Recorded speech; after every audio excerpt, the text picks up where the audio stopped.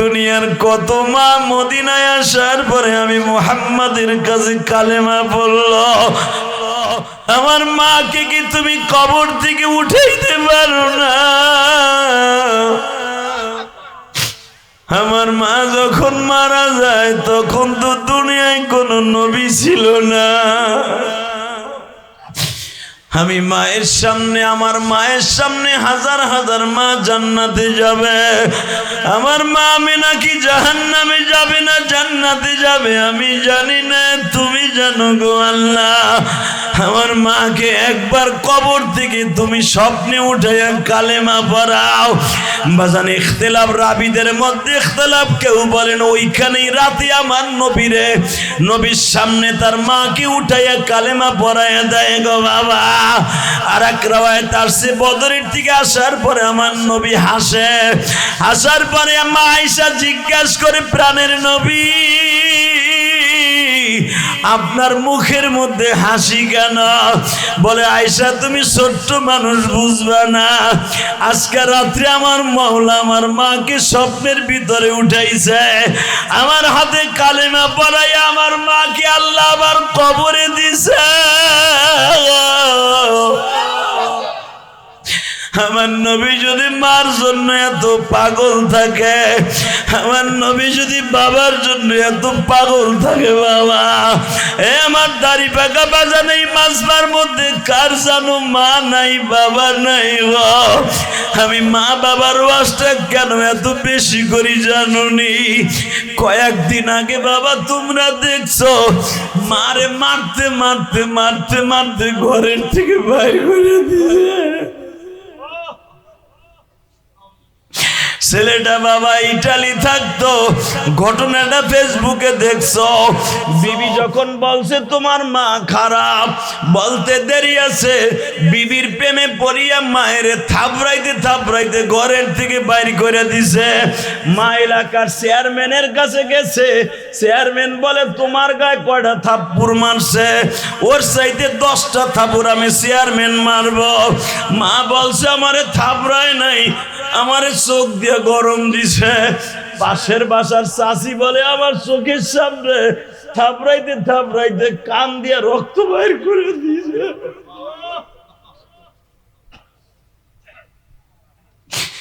মা চেয়ারম্যান মারবে বিদায় বলে দেখেন স্যার আমার কান দুইটা ভালো। আরে মা জনম দুঃখিনী মা, মা মা যখন শুনছে চেয়ারম্যান বলে তুই দেখছো তুই মারছোর সাক্ষী আছে, তোর মা তো বলে না মারবো। চেয়ারম্যান যখন মার শুরু করছে দৌড়ে মার পা দুটা জড়ায় ধরছে। আপনারা দেখছেন, সারা দুনিয়া দেখছে। পুলিশের হাতে যখন ওই ইটালি প্রবাসীরে তুলে দিছে, মা দৌড়ে পুলিশের দারোগার পা দুটা জড়ায় ধরে বলে স্যার আমি আমার জাদুরে মাফ করে দিছি।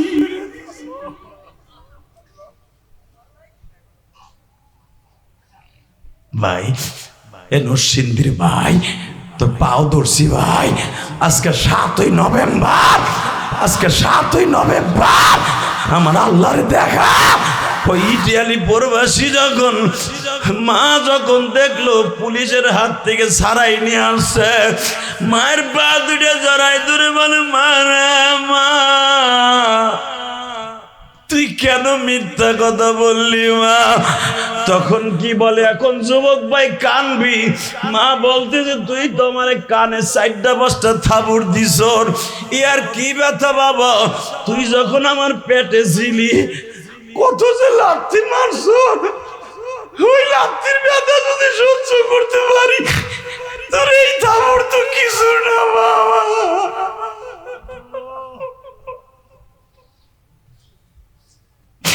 আল্লাহ দেখো আমার দাড়ি বাঁকা বাজানরা কাঁদে, আমার নবীও তো মাকে জাহান্নামের হাত থেকে বাঁচাবার জন্য কাঁদছে। আলিম ওলামা কাঁদে, তালবি আলিমরা কাঁদে। ও তালবি আলিম বাবাজিরা, আমিও তো 12 বছর বয়সে মা হারাইছি। তোমাদের মতো মাদ্রাসায় পড়তাম, আমি গরিবের সন্তান। সব ছাত্র ভাইরা বাড়িতে যাইতো মাদ্রাসা বন্ধ হইলে, আমি মাদ্রাসার বারান্দায় বাবা চাদরটা গায়ে দিয়া খুঁটির সাথে হেলান দিয়ে কাঁদতাম। আমার হাফেজ সাহেব বলতো, বাবা কান্দোস কে? বলতাম, হুজুর আমি কই যাবো, আমার মা তো বাড়িতে নাই।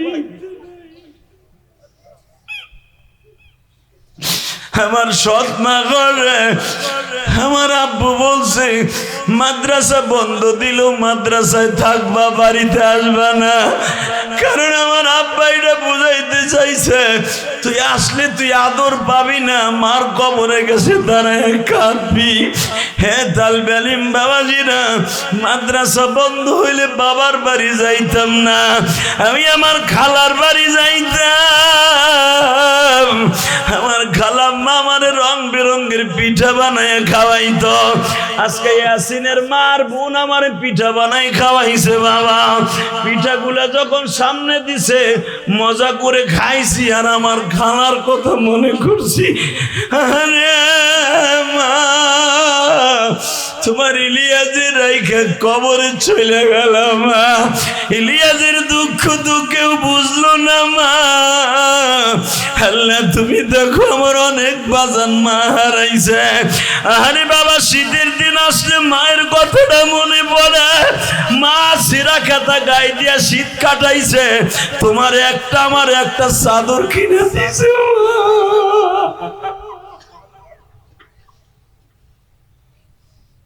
আল্লাহ দেখো আমার দাড়ি বাঁকা বাজানরা কান্দে। আল্লাহ এর মারা কিন্তু একটা পাতলা 5খানা কাপড় দিয়ে কবরে শুয়ে রয়েছে।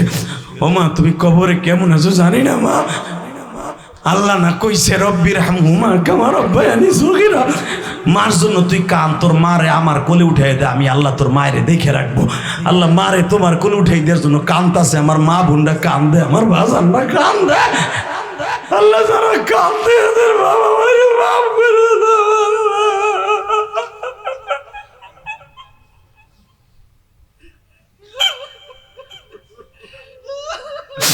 আল্লাহ দেখো আমার ভাই চিল্লায় আর কান্দে।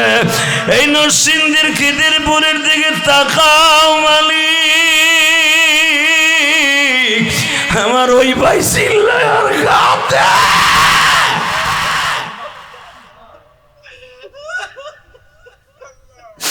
হয়তো মার কথাটা অন্তরে জায়গা গেছে, বাবার কথাটা এখন আমার ভাইয়ের কলিজায় ধাউ ধাউ করে আগুন চলে গেছে।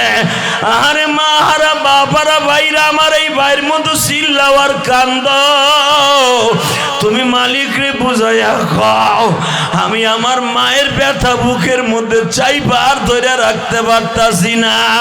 আমার মা আমার স্কুল কলেজে যাওয়ার সময় কত কিছু দিত, আমি মাদ্রাসার থেকে আসলে আমার মা কত আদর করে খাওয়াইতো। আজকে বিবিও তো খাওয়ায়, মার মতো স্বাদ পাই না।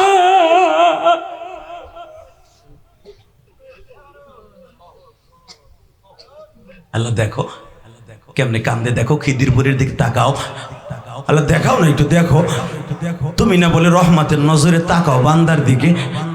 দেখো যাদের বাপ নাই মা নাই, অথবা অনেকের বাপ মা আছে কিন্তু অসুস্থ, ইয়াসিনের বাপটা আজকে পাগলের মতো ঘুরে। সবার ছেলে বাপ কইয়া ডাকে, আর ওর বাপ রাস্তায় রাস্তায় ছেলে ছেলে কইয়া কান্দে।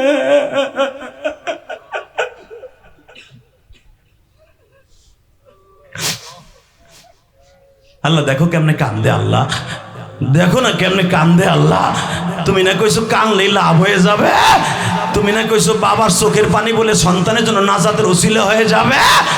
আল্লাহ আমি জানি না কোন বাবা তার সন্তান রে ইয়াসিনের বাবার মতো হারাইয়া পাগলের মতো ওয়াজ দিয়ে কান্দে। এই মানুষগুলোর চোখের পানি ফেলায়। ইয়াসিনের মা হয়তো মহিলা প্যান্ডেল অথবা বাসায় বই হজরে কান্তাছে, যায় নামাজে বইয়া, ইয়াসিন রে তোর নামে ওয়াজ দিছি, বাপ তুই আসলে আইসা দেখে যা। হাজার হাজার বাপরা কান্দে তার সন্তানের নাম ধরে কান্দে। মার মতো দাঁড়া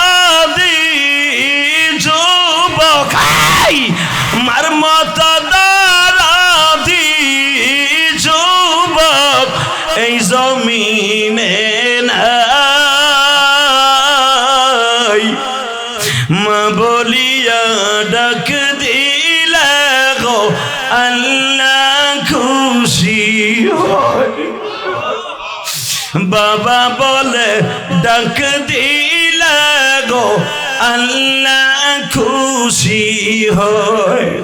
বাবাকে বুকে নিয়া কান্দে সেই সোনা,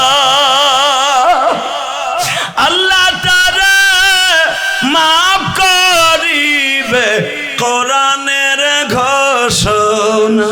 আসসালামু আলাইকুম ওয়া রাহমাতুল্লাহি তাআলা ওয়া বারাকাতুহু।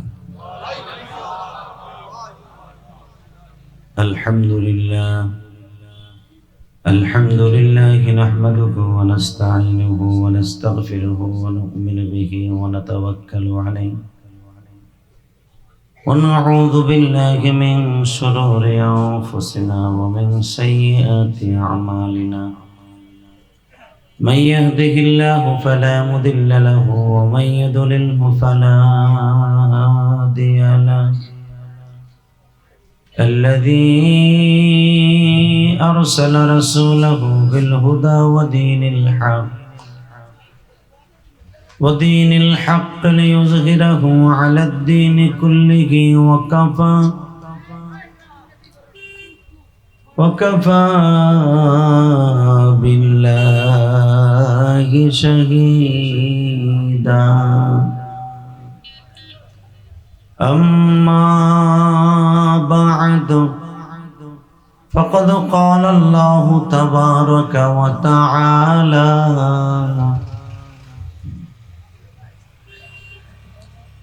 فأعوذ بالله من الشيطان الرجيم. بسم الله الرحمن الرحيم.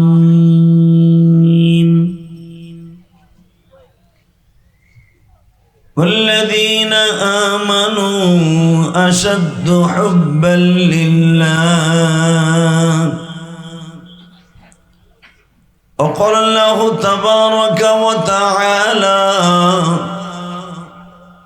ملة أبيكم إبراهيم هو سماكم المسلمين. إن الله وملائكته يصلون على النبي يا أيها الذين آمنوا صلوا عليه وسلموا تسليما. اللهم صل على محمد وعلى آل محمد كما صليت على إبراهيم وعلى آل إبراهيم إنك حميد مجيد. নামাজ পড়লে কে খুশি হয়? আরে আল্লাহ নাম জোরে বলেন, অসুবিধা নাই। এখন একসাথে বলেন, নামাজ পড়লে কে খুশি হয়? রোজা রাখলে কে খুশি হয়? হজ করলে, যাকাত দিলে, সুদ খাইলে,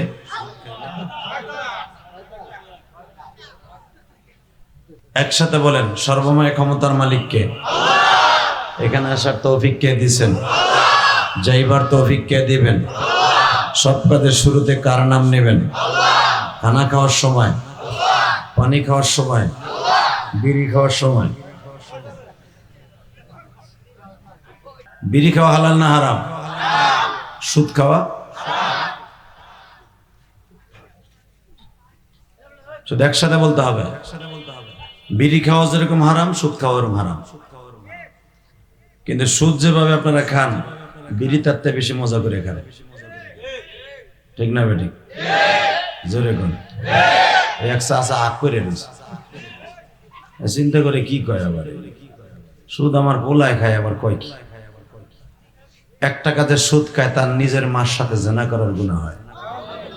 বিড়ি খাইলে মার সাথে জেনা করার গুনাহ হয় না, কিন্তু সুদ খাইলে মার সাথে জেনা করার গুনাহ হয়। একসাথে বলেন, সুদ খাবো না, ঘুষ খাবো না, হালাল খাবো, অল্প খাবো, যদিও কম হয় কম খাবো, ইনশাআল্লাহ। বাজান মার সাথে জেনা করার গুনাহ লিয়ে কবরে যাবেন, আর আপনারে মুরগি পোড়াই দেবে আর নান রুটি বানাই দেবে কবরে, চিন্তা করেন না চান্দু চাচা। বাইরে উক্তা করে বাইরিব পিডানির সোডে। এই দুনিয়ায় তো লুঙ্গি খোলার সিস্টেম আছে, আর কবরে তো লুঙ্গি নেই, কাফনের কাপড় টান দিয়ে খুলে পেটের মধ্যে পাড়া দিয়ে নারী বুড়িটা পায়খানা রাস্তা দিয়ে বাইর করে দিবে। আগের বক্তা অস্কসে শোনেন নাই? জাক্কুম ফল খাওয়াবার সাথে সাথে নারী বুড়িগুলা পায়খানা রাস্তা দিয়ে পয়সা হইলে বেরিয়ে যায়। আপনি যদি ভাবেন যে কথাগুলো বানাই কয়ে গেল আগের বক্তা, আপনি মুসলমান না, কাফের। প্রত্যেকটা কোরআনের আয়াত পড়ছে আর সে বর্ণনা করছে, আর সব কথাগুলি কোরআন শরীফের। অতএব জাক্কুম ফলের চাইতে মারাত্মক হলো সুদের গুনাহ। অতএব আল্লাহ যেন আপনাদের সবাইকে মাফ করে দেয়। জোরে কোন আমিন, আরো জোরে কোন আমিন। এই খিদিরপুর নিবাসী মোহাম্মদ কবির মিয়ার ছেলে মরহুম ইয়াসিন মিয়া, তার রুহের মাগফিরাত কামনায় আজকের মাহফিলের সম্মানিত সভাপতি, আপনাদের অত্যন্ত প্রিয় মানুষ, আপনাদের অত্যন্ত ভালো মানুষ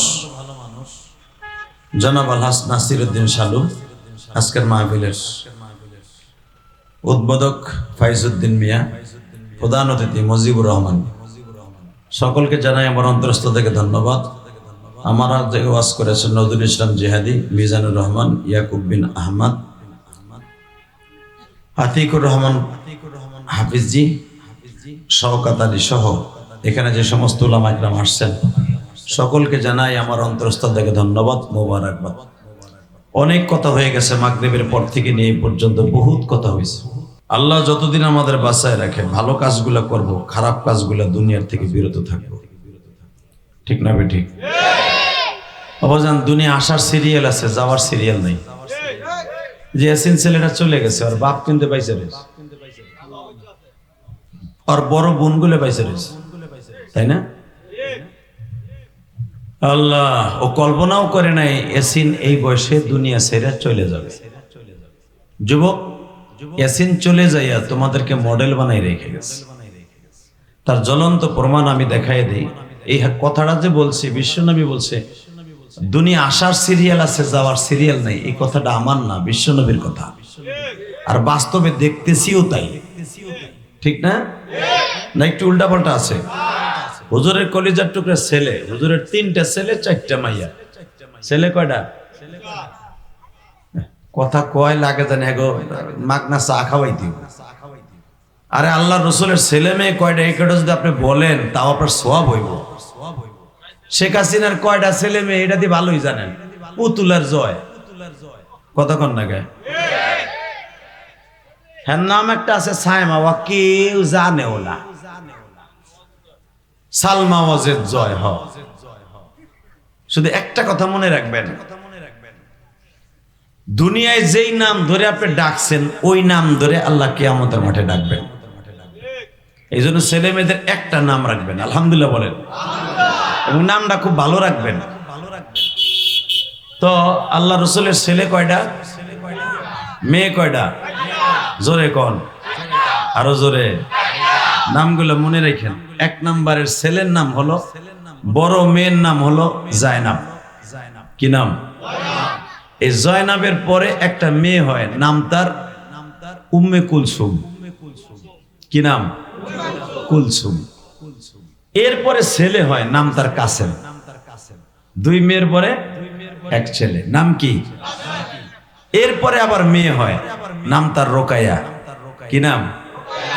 এরপরে একটা ছেলে হয়, নাম তার ইব্রাহিম। কেউ বলেন এর নাম ইব্রাহিম, কেউ বলেন তাহের। কেউ বলেন তাহের হলো মেজে ছেলে, আর 3 নম্বর ছেলের নাম হলো ইব্রাহিম। ছেলে তাহলে কয়টা? 3টা। এরপরে হুজুরের সবচেয়ে কনিষ্ঠ একটা মেয়ে হয় মা খাদিজার গর্ভ থেকে, তার নাম হলেন কোন কোন? ফাতেমা। তাহলে আল্লাহর রসুলের ছেলে 3টা, মাইয়া 4টা, কয়জন হইল? 7 জন ছেলে মেয়ে। দেখেন আল্লাহ রসুলের সর্বপ্রথম যখন বড় মেয়েটা মারা যায়, এই বড় মেয়েটার বিয়ে হয়েছিল দুইটা, দুই বিয়ার পরে মারা গেছে। আল্লাহ, দুই বিয়ার পরে হুজুরের বড় মেয়েটা মারা যায়, নাম তার জায়নাব। এই জায়নাব মারার পরে নবী বিশ্ব নবী বেশি কষ্ট পায়। কারণ জানেন, এই মেয়েটাকে ইসলামের প্রারম্ভে এমন মায়ের মারছিল উতবা, কারণ যেই জামাইয়ের কাছে বিয়ে দিছিল জামাই ছিল জালিম কাফের।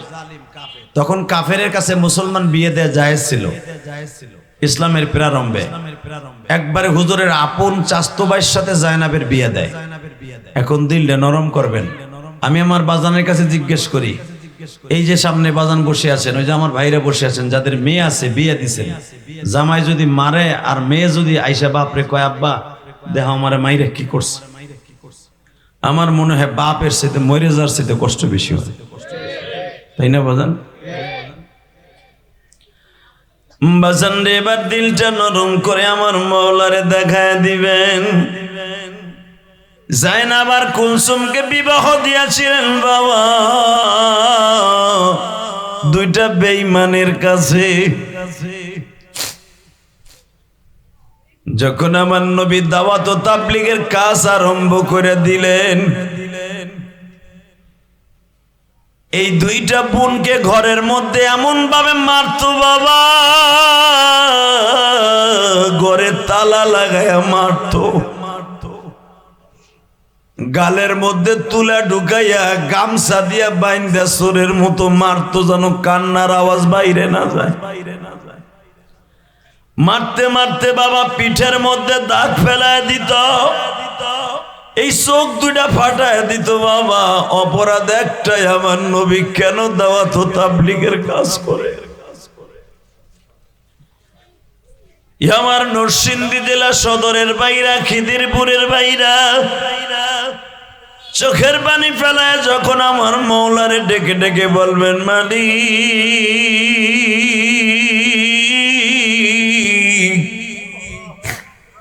তোমার নবী মেয়ের দিক দিয়েও সুখী না।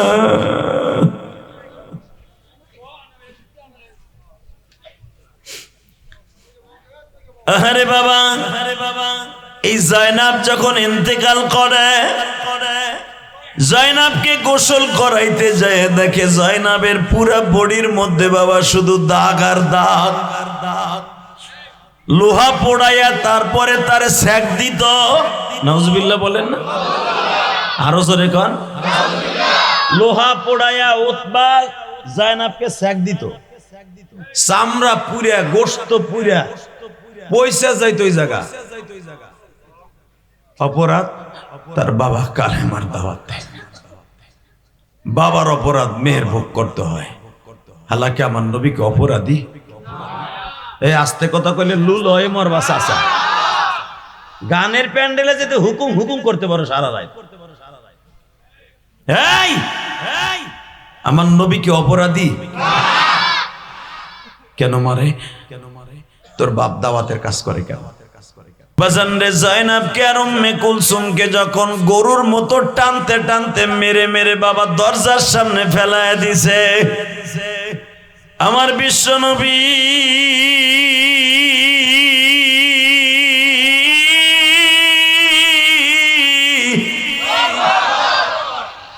মেয়ে দুইটারে বুকের মধ্যে নিয়ে কান্দে আর কয় মারে, তুই কাঁদিস না রে মা, তোর এই বদলা রব্বে কারিম জান্নাতের ভিতরে নিয়ে দিবে। আরে জায়নাব বলে, বাবা আমাকে মারছে কোনো কষ্ট নাই, কিন্তু তোমার যে গালিগুলা দিছে এটা প্রতিবাদ করার কারণে আমি বেশি মার খেয়েছি। বাবা তোমারে যারা গালি দেয় তাদের বিচার কি হতে পারে? এই যে আমার কাছে হাদিস নেন, বিশ্ব নবী তখন মেয়েদের সামনে বলছিলেন, মান সাব্বা নাবিয়ান ফাকতুলু, খালি আমারে না মা, দুনিয়ার যেই নবীরে যেই কমিনে গালি দেবে ওর বিচার হলো ওর কল্লা উড়াই দেবা। কথা ঠিক না বেঠিক? ওর বিচার কি? হ্যাঁ, তাহলে চাষা মুদি আকাড়া মুদির দেশে ওদের এক পুরোহিত ব্রাহ্মণ আমার নবীর চরিত্রহীন করে গালি দিছে। নাউজুবিল্লাহ, আসতে কবেন আর বাতের রোগে হাড়ের রোগে ধরবে। হ্যাঁ, শেখ হাসিনার চরিত্রে খারাপ থাকতে পারে, খালেদার চরিত্র খারাপ থাকতে পারে, আমি ইলিয়াস রহমান জিহাদের চরিত্র খারাপ থাকতে পারে, বাংলাদেশের সব হুজুরের চরিত্র খারাপ থাকতে পারে, আমার নবীর চরিত্র ফ্রেশ। ওয়া ইন্নাকা লাআলা খুলুকিন আযীম।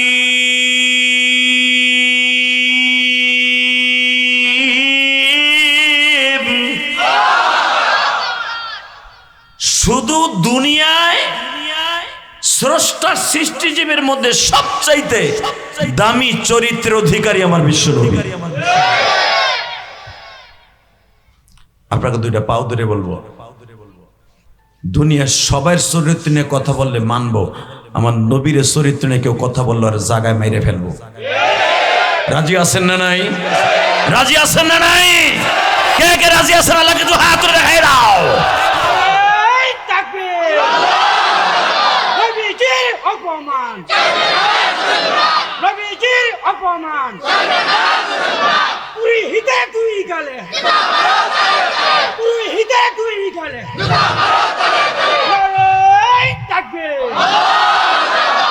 দুনিয়া সব মেনে নিব, নবীর ইজ্জতে যদি কেউ আঘাত করে আর জায়গায় মেরে ফেলবো। আকাড়া মুদিরে বলবো তাড়াতাড়ি আপনার ওই পুরোহিতকে ফাঁসির মঞ্চে ঝুলান। কি যদি আলেম ওলামা ডাক দেয়, দরকার হয় লং মার্চ এখান থেকে করতে করতে ইন্ডিয়া যাব। আমার বিশ্বনবীর কলিজা আঘাত করে পৃথিবীতে কেউ সে বাইসে দেখতে পারে নাই। ওর বিচার হবে, আইজ হোক আর কাইল হোক, বিচার হবে ইনশাল্লাহ। বলেন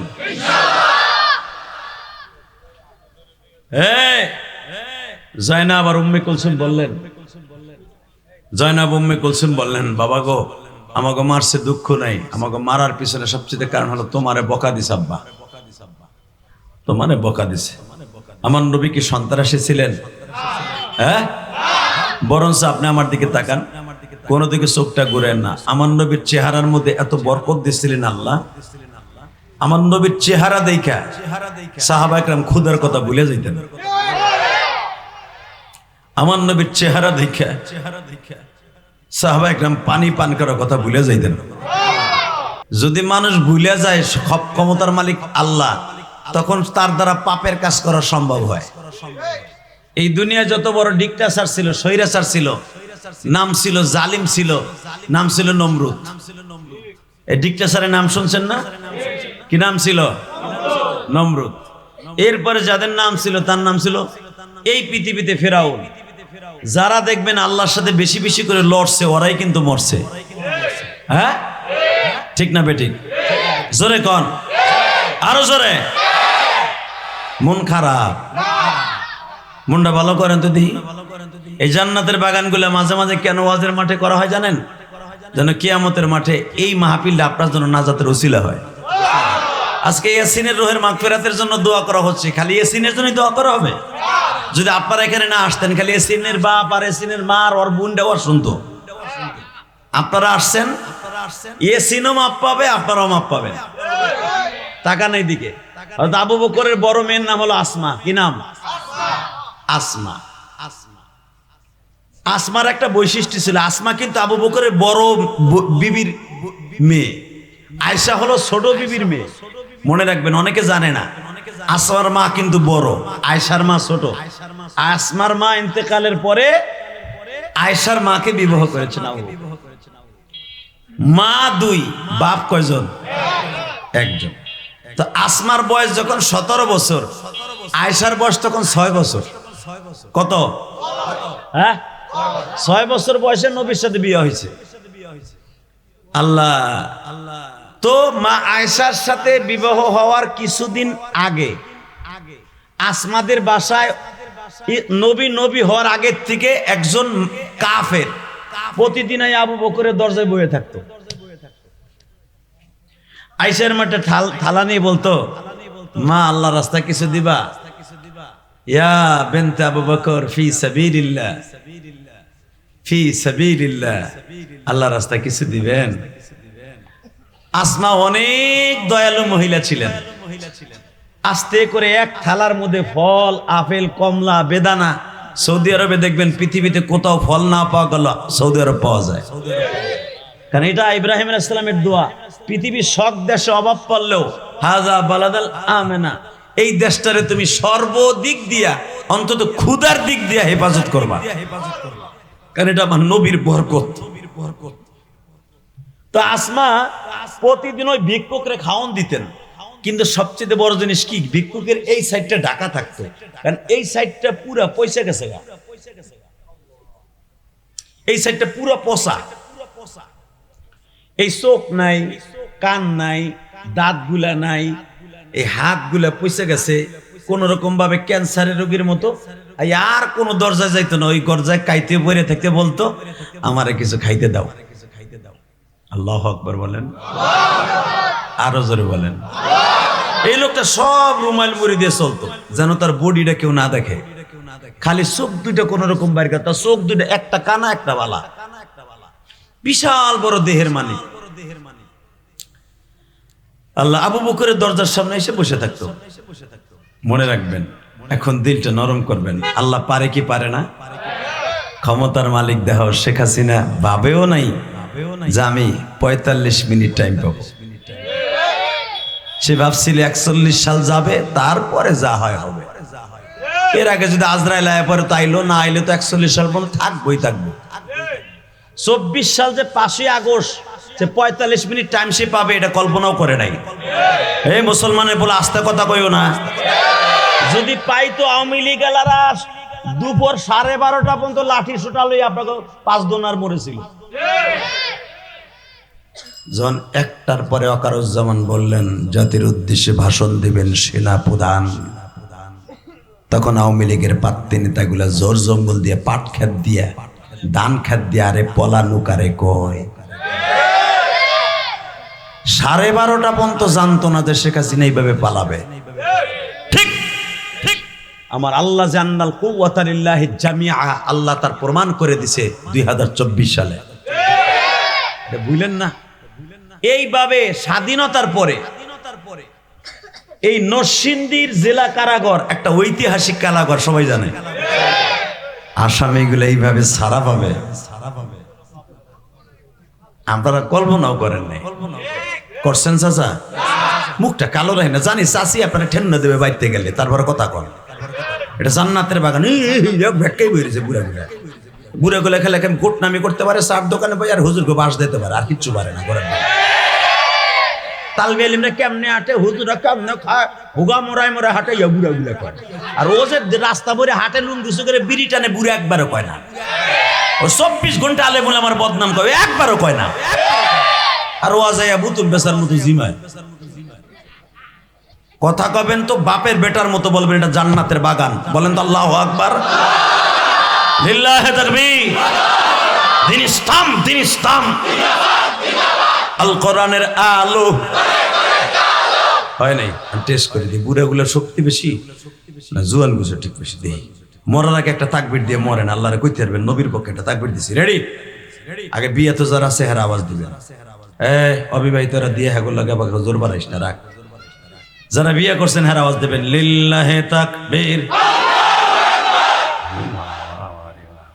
এবার অবিবাহিত তোরা যদি ফেল করস পাবি না, জিনিস পাবি না। লিল্লাহি তাকবীর। ওই বিয়ে তো আল্লাহকে পারস নাই, বিবাহিত আল্লাহকে শক্তি আল্লাহ বাড়াই দিছে।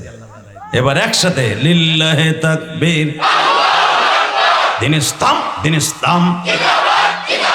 বিশ্ব নবীর অপমান সইবে না রে মুসলমান, বিশ্ব নবীর অপমান।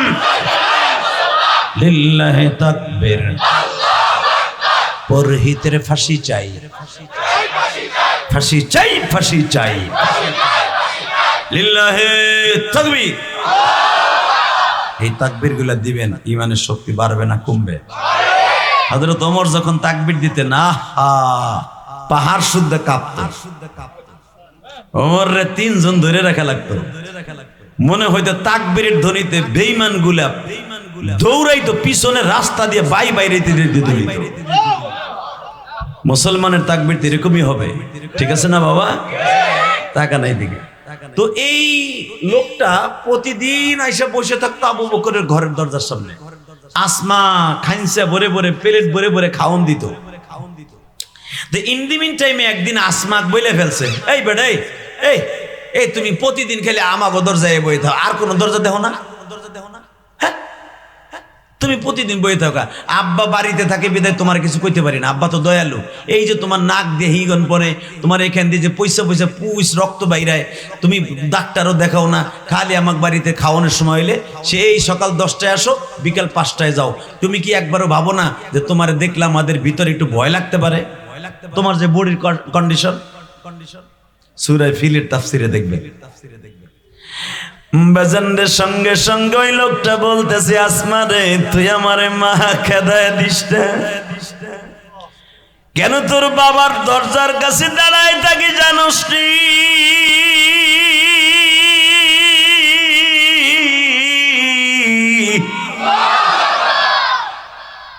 আমার এই বডি নিয়ে যদি অন্য দরজায় যায় আমারে পিটায় তারায় দিবে। জানি তোর বাবাকে আল্লাহর নবী বলছে, আরহামু উম্মতি বি উম্মতি আবু বকরিন। আবু বকর হলো আমার উম্মতের রহমাত রহিম, আমার উম্মতের জন্য একটা হাদিয়া, আমার উম্মতের জন্য সবচাইতে দয়ালু আমার আবু বকর। তোমার বাবার দরজায় আমি এই জন্য আসি, এই বাক্কা শহরের সবাই আমারে তাড়ায় দিল, তোমাদের ফ্যামিলি থেকে তাড়াই দিবে না। আসমা বলে, আপনি বোঝার চেষ্টা করেন বাবা, আপনারে দেখলে আমরা ভয় পাই। আপনার চেহারাটা তো ভয়ঙ্কর, দেখতে খুব ভয় লাগে। আসলে আপনি বলেন তো আপনার এই বডিটা এইভাবে কেমনে হয়েছে? এইভাবে চেহারার ভিতরে এরকম পচা গলা, চোখ নাই, কান নাই, দাঁত নাই, এক সাইড পুড়ে গেছে, জ্বলে গেছে, এটা ওইছে কেমন একটু কবেন আপনি? বলে, আমি তোমার কাছে কব না মা, তোমার আব্বার কাছে কম। এখন কানবেন। আমার নবীর কথা যে সত্য, আল্লাহর কথা সত্য, প্রমাণ পাওয়া যাবে না। এখন ওই কাফের বলতেছে, তোমার কাছে বলবো না, তোমার আব্বার কাছে বলবো। ঠিক আছে, তাহলে কালকে আইসেন। আসছে আবু বকর বাড়ি। আব্বা, এই লোকটা প্রতিদিন না হয় আমরা খাওন দেই, তুমিও দেয়, আমরাও দেই। এই লোকটার আসল রহস্য উনি বলে তোমার কাছে কইবো, এই চেহারাটা কি লেগে রয়েছে, তুমি একটু শোনো তো আব্বা।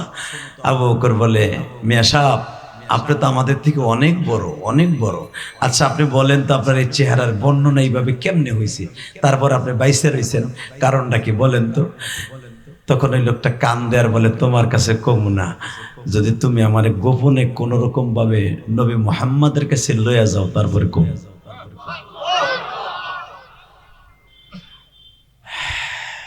এখন দেখবো কার জবান থেকে নবীর ভালোবাসা বের হয়। এই তুমি বসো, এই দুলাভাই বসো, এই টাকা নেই দিকে। আবু বকর বলে, ঠিক আছে, তাহলে আপনি চাদর গায়ে দেন। আপনার এই দৃশ্য নবী দেখলেও ভয় পাইতে পারে। টন বেস বাড়াও, রিভারটা হালকা বাড়াও, মাস্টারটা আস্তে করে অল্প বাড়াও, কোন শব্দ ওরা এক পর্যন্ত। মুসলমান ভাইরা ভালো করে বুঝবেন। আবু বকর তার চাদর গায়ে দিয়া বোরকার মতো কইরা কোলের মধ্যে লইয়া, অনেক বিশাল দেহের মালিক লয়ে গেছে বিশ্ব নবীর বাড়ি। নবী তখন নাস্তা করতেছে। আমরা মন খারাপ, আরে আমার নবী নাস্তা করতেছে শুনে আপনারা মনে ভাবতেছেন আমরা তো আর করতেছি না। আমার নবী সারাদিন তাহাজ্জুদের নামাজ পড়তেন, সারাদিন দাওয়াত ও তাবলীগের কাজ করতেন, রাত ভর ইবাদত করতেন, উম্মতের জন্য কাঁদতেন। মাঝে মাঝে নবী জীবন বাঁচাবার জন্য কিছু খাইতেন। নবীর খাওয়াটার মধ্যে আল্লাহ তাআলা অনেক হিকমত রেখে দিয়েছে। আমার নবী এমন জিনিস খাইতেন যেন উম্মতের লেগে সেটা শেফা হয়ে যায়, ঔষধ হয়ে যায়। বুখারীতে দেখবেন আকালান নবী কি কি খাইতেন। নবীর সবচেয়ে খাওয়ানোর প্রিয় জিনিস ছিলেন শসা, গাজর, হানিস, যেরকম মারহাবা। এখন যদি কারণ হানিস কারে কয়, আরবিতে হানিস বলা হয় সবরি কলা। তারপরে হলো মধু, পনির, মাঠা, তারপরে হলো কিসমিস, খেজুর ভিজানো পানি, খুরমা খেজুর, আজোয়া খেজুর, এগুলো এক জায়গায় করে সেটকাইয়া আলা চাউলের গুড়ি দিয়া মা আয়েশা, মা জায়নাব, এরপরে হুজুরের জায়নাব বেনতে জাহাজ নবীর বিবি, এরা সুন্দর করে একটা ফিন্নির মতো করে রসুলের জন্য রেখে দিতেন। আমার নবী এক চুমুক দিয়ে খাইতেন, 3 চুমুকে খাইয়া মাশাআল্লাহ পেটটা ভরে উম্মতের দেখাই দিতাম, আমি এটা খাইতাম, তোমরা এটা খাও। এইটার কয় হানিস, যেরকম মারহাবা। এটা তো আমাদের দেশে পাওয়া সম্ভব না, এই জন্য আমরা খাই না। আমরা খাই 1 ডিশ পান্তা ভাত আর কাঁচামরিচ মাছ, সাথে একটা বিড়ি দে ধরে রাস্তায় যাই। কথা কন না কেন? আমাকে খাও না এইটা। আর বেশির বেশি যদি খাই, দে একটা রুটি দে, একটা পাম রুটি দে, মাইরা দেই। আধা ঘন্টা পরে রুটি আর কলা পেটের মধ্যে যে বদরের যুদ্ধ আর উহুদের যুদ্ধ শুরু হয়। মানে গোলাগুলি কই দিয়ে শুরু হয়, আওয়াজ পিছন, ইচিং কেম পাকা চি চি, কে থাকবা ঘরের মধ্যে, লাগছে উহুদ আর বদরের যুদ্ধ। হালাকে বিশ্বনবী বলছে, যে ব্যক্তি হানিস খায়, রাসূল বলেন তার জীবনে গ্যাস্ট্রিক হবে না। আলহামদুলিল্লাহ বলতে পারলেন না? এই কারণে আমরা পাম্বু কই, আমরা তো খাবো পান্তা ভাত আর রুটি গলা। আর মার খেতার মধ্যে গেলে বুড়ি খালি কেন খায়, বেড়া বাইরে যা, ভাইরা ভাইরা। রসুল নবীর খাবার যারা বেশি খাবেন, আল্লাহর কুদরতে তাকে জীবনে ওষুধ খাওয়া লাগবে না। পারলে খাইয়েন। আসলে এত টাকা আমরা কই পাবো? আমরা গরিব মানুষ। বিশ্বনবীর তো সাহাবীরা দিতেন, বিশ্বনবী খাইতেন। আহা, আর রসুলের যুগের খাবারটা তো পিওর ছিলেন রে বাবা। এই যে আমার চাচারা যেই কই মাছ মাইরে খাইছে এই খালের মধ্যে থেকে, এত বড় বড় 1 মুডু মাছ কই মাছ থাবা দিয়ে ধরতেন, কই মাছের কাইনসের গুতায় হাত ছিঁড়ে যেত, কই মাছ ছাড়তো না। কথা কন না কেন? শিং মাছে কেথা দিত, রক্ত বেরিয়ে যেত, তারপরে ঘেটিটা ধরিয়া মিচিং কিম পাকা দিয়ে চাষির কাছে দিয়া দিত, সরিষার তেল দিয়ে পাকায়া মুছে খাইতো। চাষার কোনো গ্যাস ঠিক নাই। আর এখন চাষি পাকায় গ্যাস সিলিন্ডার দিয়া ওটা খাইয়া পেট এমনি গ্যাস সিলিন্ডার। অতএব আগের খাবার আর এখনের খাবার এক না। বিশ্বনবীর জামানার খাবার ছিল পিওর, যেরকম মারহাবা। বিশ্বনবী সবে মাত্র নাস্তা করতেছে, মিয়া হঠাৎ করে ওই ইহুদির ধরে লয়ে গেছে। হুজুর, এর চেহারা বিভৎস হয়েছে কেন আপনার কাছে বলে বলবো? নবী বলে, বলেন তো বাবা। নবীও তারে বাপ কয়, তাহলে বুঝেন বয়স কত। বিশ্ব নবী বলে, বাজান বলেন তো আপনার চেহারা এরকম ভয়ঙ্কর হয়েছে কেন? ওই ইহুদি বলতেছে, অপ্রাণের নবী,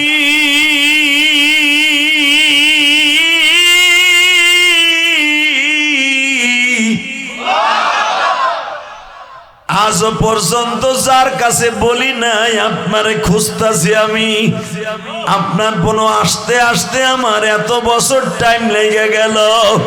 আমি আবু বকরের বাড়ির সামনে 3 বছর ধরে ভিক্ষা করি, ডরে কোনোদিন বলতে পারি নাই নবীর কাছে নিয়ে চলো। আসলে আমি বলতে পারি নাই, কখন বলবো? আমি যদি বলতে যাই আমার আবু জেহেল মেরে ফেলবে গো, উতবা সাহেব আমারে মেরে ফেলবে। কিন্তু আমি আজকে কেন বলতে আসছি জানেননি? আবু বকরের মেয়েটা বারবার আমার কাছে প্রশ্ন করছে, আপনার এই চেহারা এরকম বিশ্রী হয়েছে কেন? আসলে আল্লাহ যে কেন আমার বাসায় রাখছে জানি না।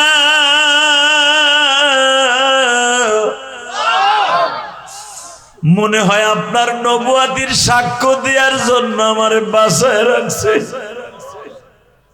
কেন বাবা, কেন কেন কেন বলেন তো, বলেন তো বাবা, কেন? কি আপনার চেহারার অবশ্য কি? বাবা মুহাম্মদ, আমি কিন্তু তোমার দেশের মানুষ না, আমি হলাম সে ইয়ামানের মানুষ। তুমি জন্মের 50 দিন আগে, মারহাবা বলেন, কতদিন? জোরে কন। 50 দিন আগে একটা ঘটনা ঘটছিল। আমি কোরআনে আয়াত পড়বো, আপনি শক্তি দিয়ে আল্লাহু আকবার বলবেন। আলম তারা কাইফা ফাআলা রাব্বুকা বিআসহাবিল ফিল আলম ইয়াজআল কাইদাহুম ফি তাদলিল। হইতাছে না, আমি খুশি না আল্লাহ খুশি করতে হয়। হ্যাঁ, নবীর নবুয়াতি এবং ইসলামের 1 নাম্বার শক্তিশালী সূরা এই সূরা ফিল। وأرسل عليهم طيرا أبابيل। বাবা মুহাম্মদ, আমি ছিলাম বাদশা আব্রাহার ড্রাইভার। কি আব্রাহার ড্রাইভার? আপনি বাইসে রয়েছেন? হ্যাঁ বাবা, তোমার নবুয়তের সাক্ষ্য দেওয়ার জন্য আল্লাহ আমার বাসায় রাখছে। বাবা, আমি আব্রাহার যেই হাতির উপরে সোয়ার হইয়া তোমার এই কাবা ঘর ভাঙতে আসছিল, তুমি ছিল তোমার মার পেটে। তুমি দুনিয়া আসার 50 দিন আগে আব্রাহা আমারে এমান থেকে ভাড়া করে আনছিল, কারণ আমি সবচেয়ে চিপা সোপা দিয়া গাড়ি চালাইতে পারতাম। সব ড্রাইভার কিন্তু একরকম গাড়ি চালাইতে পারে না। ড্রাইভাররা দেখবেন যারা পাকা ড্রাইভার চিপা সুপা দিয়া কাটায় কুটায় যেতে পারে। আমি আমানের ভিতরে ফার্স্ট ড্রাইভার ছিলাম।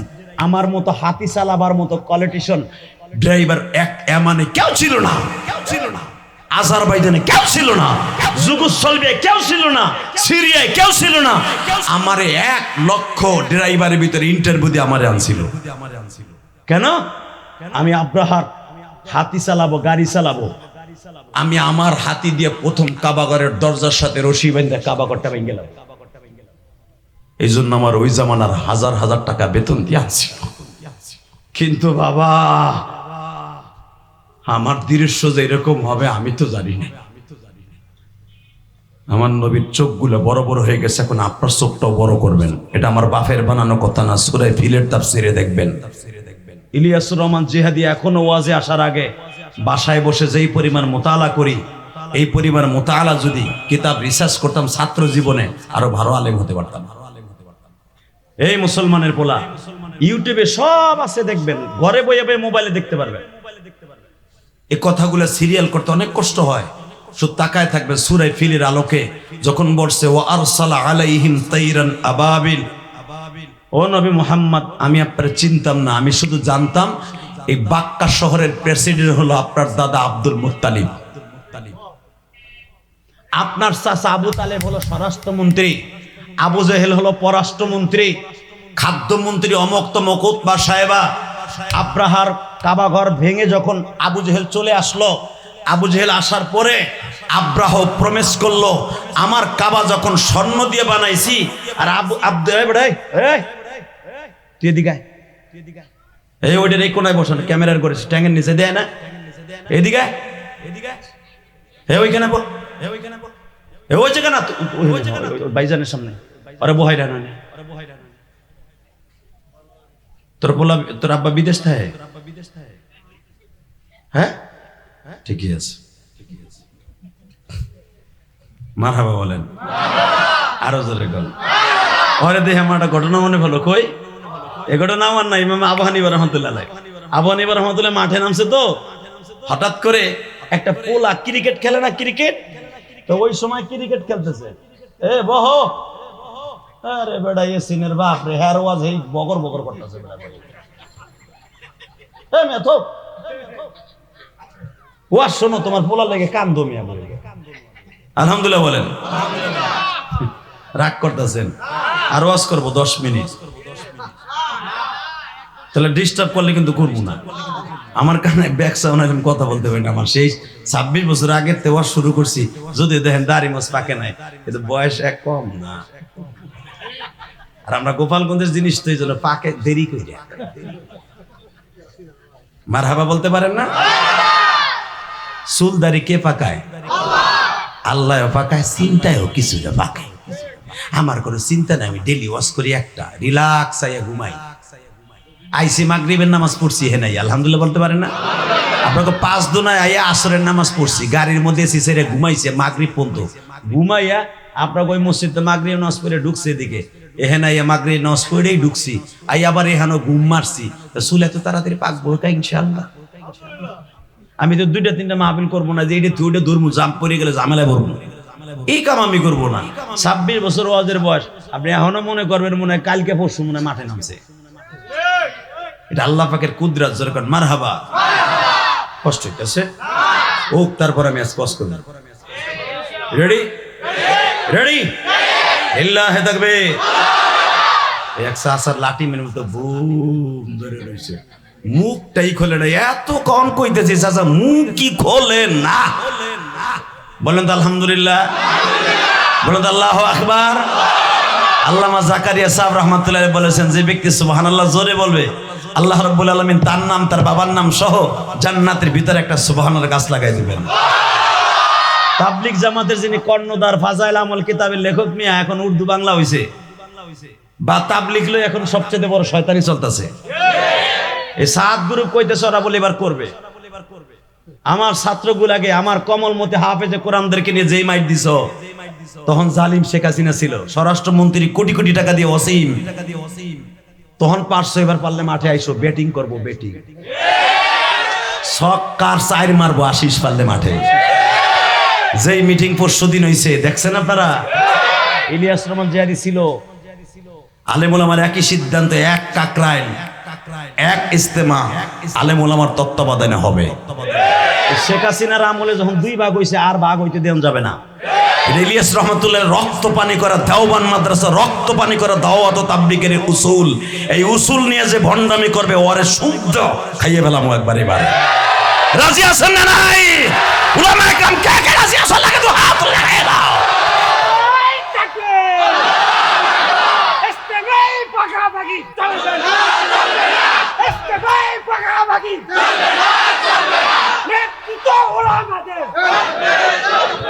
মাশাআল্লাহ, নেতৃত্ব উলামাদের কইতে কি কষ্ট লাগে না? আলেমরা সহজে করে ধরে না, ধরলে আবার সারি না। কথা কর না কেন? তা না হলে ছাত্র সমাজে আল্লাহ আবাবিল বানাই পাঠাইছে। বিএনপি কম চেষ্টা করে নাই, আমরা হুজুর হেফাজত ইসলাম কম চেষ্টা করি নাই, পারি নাই আরে নামাইতে। মনে করতে হবে ছাত্রদের সাথে এক নাম্বার আল্লাহর রহমত ছিল। অগো হাতে লাড়ি নাই, সোডা নাই, কিচ্ছু নাই, হুদা হাত লয়ে গেছে খালি ঘুষানের লাগে। আল্লাহ ঘুষি গুলারে গুলি বানাই দিছে। কথা কও না কেন? ঘুষি হইছে গুলি। এটা আল্লাহর রহমত ছাড়া বদরের যুদ্ধের মতো সম্ভব হয় নাই। কথা কন না কেন? কষ্ট হইতেছে। ওকে আমি তারপর আমার নবী কয়, আপনি কি করেন? আব্রাহার ড্রাইভার আপনি? হায় হায় রে, বাইসা দিয়েছেন আপনি।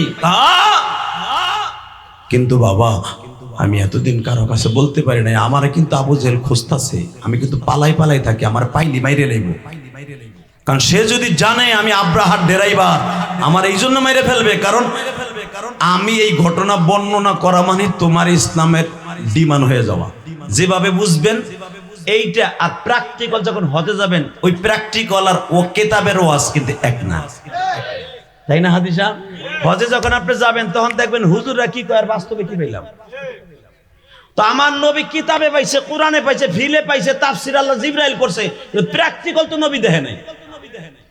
কিন্তু মনে রাখবেন, প্র্যাকটিক্যাল যে আব্রাহার ড্রাইভার ছিল সে এখন বর্ণনা করতেছে। আর এইটা যখন প্রকাশ পাবে যে আব্রাহার ড্রাইভার আমার কাছে নিজে বর্ণনা করছে, তখন বলেন ইসলামের জন্য কত বিজয় হবে। ঠিক না ঠিক? বাজান এবার আমার দিকে তাকান গো। ওই বেঈমান বলতেছে, মুহাম্মদ রে, আমার কপালে হেদায়েত আছে কিনা জানি না, তবে আমি ওই আব্রাহা মিনার মাঠ থেকে একটা ওয়াদা করছিলাম, আল্লাহ তুমি যদি আমারে বাঁচায় রাখো, আমারে মনে হয় বাঁচায় রাখছো এই নবীর কাছে সত্য ঘটনা বলার জন্য। মুহাম্মদ, আমার চোখের সামনে আপনি জন্ম নিছেন।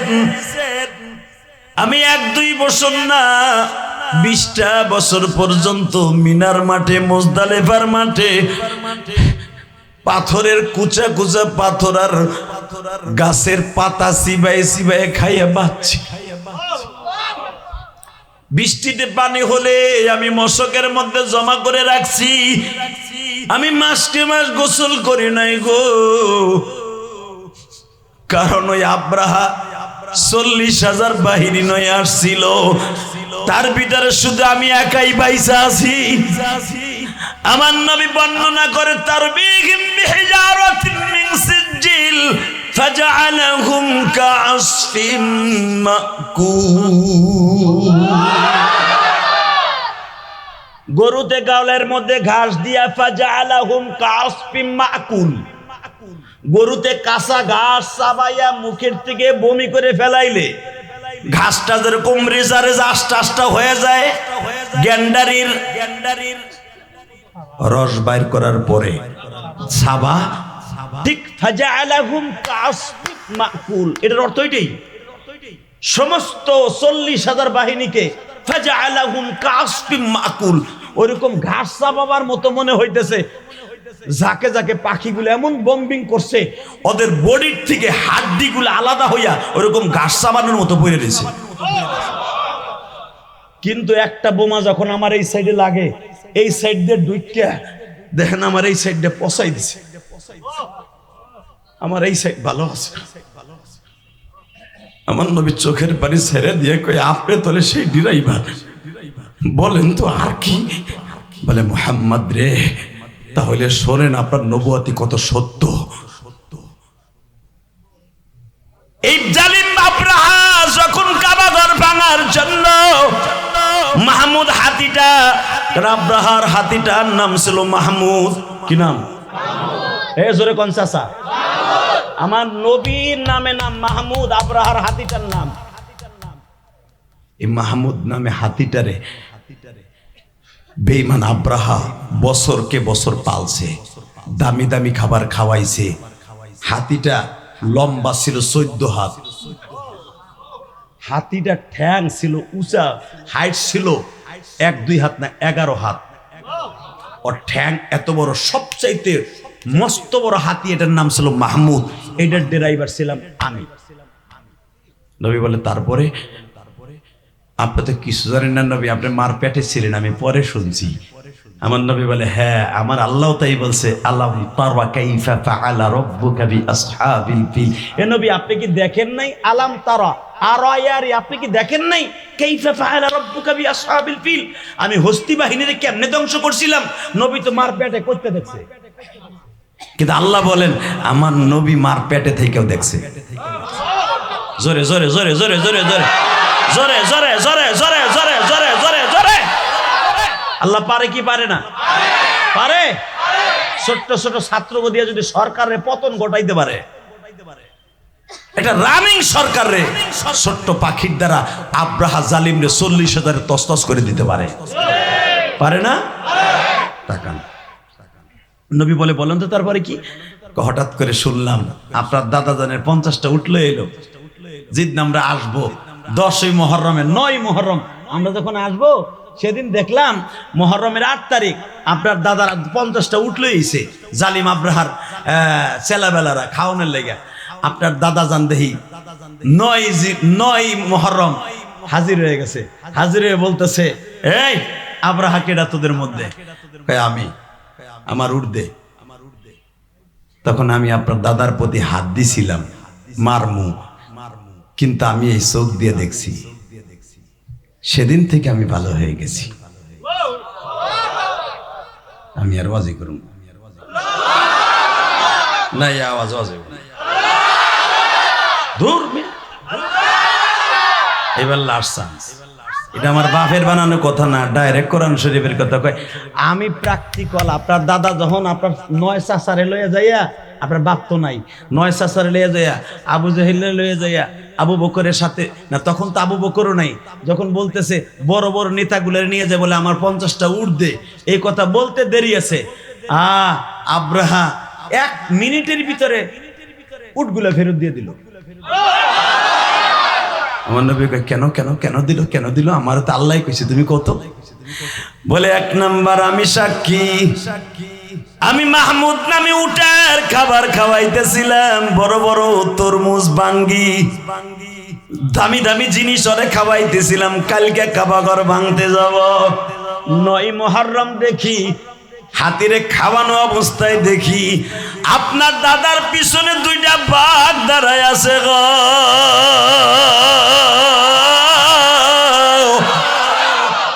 আমি চোখ দিয়ে দেখছি, আমি তার ড্রাইভার হিসাবে। কেন কয় আব্রাহা প্রথম বলছিল যদি আমি না দেই কি করবি? যখন বলছে যদি না দেই কি করবি, বলতে দেরি আছে, দেখি আপনার দাদার ঘাড়ের উপর দিয়ে বাঘ দুটো এরকম ফোনা মেলছে, নাক সিটকায় বলতেছে তুই দিবি না তোর বাপ দিবে। 1 মিনিটের ভিতরে আব্রাহা বলে হাতে উটগুলো কই আছে তাড়াতাড়ি আবু তালেব আব্দুল মুত্তালিবের হাতে তুলে দে। তখন থেকে আমি ভাবতেছিলাম এই লোকটা কি, এই লোকটা কি, কিন্তু আমি তো জানতাম না ওই মানুষটাই রহমাতুল লিল আলামিনের দাদা। ওয়ামা আরসালনাকা ইল্লা রাহমাতাল লিল আলামিন।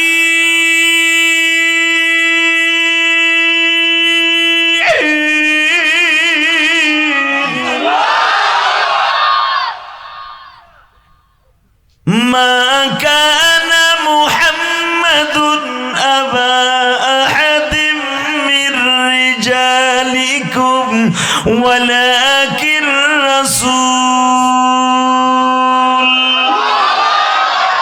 আমি তো জানতাম না এই মুহাম্মদ যেই মুহাম্মদ আখেরি নবী হবে, খাতামান নবীন, এটা আমি জানতাম না, এটা আমার মেমোরিতে ছিল না যে এই আব্দুল মুত্তালিবের ঔরসে জন্ম নিচ্ছে পৃথিবীর শ্রেষ্ঠ মহামানব মুহাম্মদ। আমার নবী বলে তারপরে চাচা বলে 9 মুহররম এই ঘটনা ঘটলো বাবা। হঠাৎ করে আব্রাহা দুর্বল হয়ে গেল, কিন্তু আব্রাহার কিছু মন্ত্রী ছিল বেয়াদব। যদিও শেখ হাসিনা মাঝে মাঝে ভালো হইতে চাইতো, হুজুরকে ডাক্কা ডাক্কা আমাকে সনদ দিছে, মাঝে মাঝে আমার সব হিসাবে ডাক্কা বাপ কইতো আর কত কিছু কইতো, ভালো হইতে চাইতো। তার এনু মিনু সিনু আছো না, ওই যে আনুসুল হক হিজলাডা, ওই যে কাউয়া কাদেরডা, এইগুলা মাথা খারাপ করে রাখতো। কথা বল না কেন, যেইগুলারে বাচ্চে দিয়েন না। আনিছিল কি বদমাস, কি নাস্তিকের নাস্তিক দেখেন, ও মসজিদ যাইয়া হুজুরের কাছে দোয়া চায় না, ও দোয়া চায় প্রতিমার কাছে যাইয়া। পূজা মন্ডলে যে কইছিল না, যখন প্রতিমার কাছে আপনারা কিছু চাইবেন আমার জন্য কিছু চাইয়েন, তোর প্রতিমা এখন বাঁচায় না, কতক্ষণ না কেন রাগ করতেছেন করেন গাতে তামার কি হইছে? এই মুসলমানের পোলা চাইতে হবে কার কাছে? ইয়াকা না'বুদু ওয়া ইয়াকা নাস্তাঈন, তার কাছে যাইতে হবে, পৃথিবীর কোন পুতুল পূজার কাছে নয়। আব্রাহা সাথে সাথে বলে, ওই ইহুদি বলতেছে বাবা মুহাম্মদ আমি তো জানতাম না আপনার দাদা এত বড় কোয়ালিটিপূর্ণ একজন বাদশা। আল্লাহু আকবার, আল্লাহু আকবার। এ গাড়ি রাস্তা দিয়ে যাবে, আপনারা আমার দিক চান, আমার এই একটু পরে দেখতে পারবেন। ও গাড়ি তো প্রতিদিন আইবো আর যাইবো, বালি লইয়া যাইতেছে, হয়তো কোন নেতা কন্টাক্ট দিছে, কারো বাড়ি যাইতেছে। এই মুসলমানের সন্তান ভালো করে বুঝেন, আমার প্রিয় হাবিব মার পেটে আব্দুল মুত্তালিব 9 মুহররম উটগুলো লয়ে যাইয়া আমেনার কাছে যা কই, বৌমা সকালবেলা বলে আব্রাহা আসতেছে কাবা ঘর ভাঙার লেগে, কাবা ঘর খালি করতে কইছে, মা চলো আমরা অন্তত শিয়াবে আবু তালেব রেস্ট হাউসে পর্যটন এলাকায় চলে যাই, কারণ তোমার পেটে আমার দাদু ভাই আছে, 50 দিন পরে দুনিয়া আইব। চলো দাদু ভাইয়ের নিরাপত্তার দরকার আছে, আমার বাপ হারা দাদু ভাই, চলো তোমার লয়ে যাই। আমেনা বলে আব্বা আপনি যাইতে পারেন, আমি যাব না। মা তুমি একটু বেশি বেশি বাড়তাছো, তুমি কি জানো আব্রাহা কত বড় বেয়াদব, বেঈমান, আমার উট লয়ে গেছে, আবার আমারে বলে দিছে কালকে 10টার ভিতরে কাবাগরের চত্বর খালি করবি, তা না হলে কিন্তু কাবাগরের সাথে আমি কাবাগর ভাঙতে আসছি, মানুষ মারতে আসি নাই। আমার হাতির পায়ের পিষ্টি দিয়া, আমার হাতির পা দিয়া একবারে পদপিষ্ট করে ফেলবো যারা সামনে আসবে।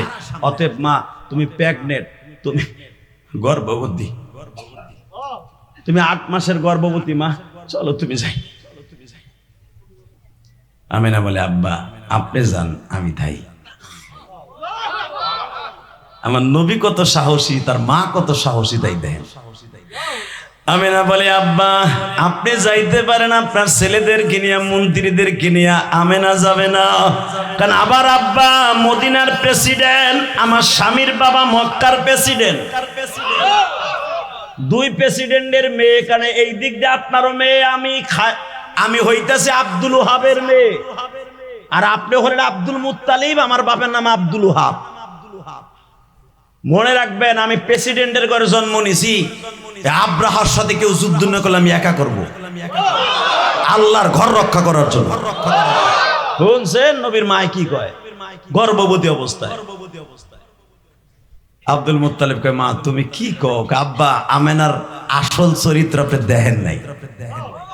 আল্লাহর জন্য আমেনা জীবন দিতে পারে। এই কাবাঘর রক্ষা করার জন্য হাসতে হাসতে মৃত্যুবরণ করব, তবে আল্লাহর ঘর আমি রক্ষা করেছি। তুই মা কেমনে একা মহিলা কেমনে কি করবি? হুজুরের আরো যে চাচিয়া ছিল 9 জন, আপনারা যাইতে পারেন, পুরুষটা হিজড়া হইয়া, আমরা মহিলারা কাবাঘরের পাশে খারাপ।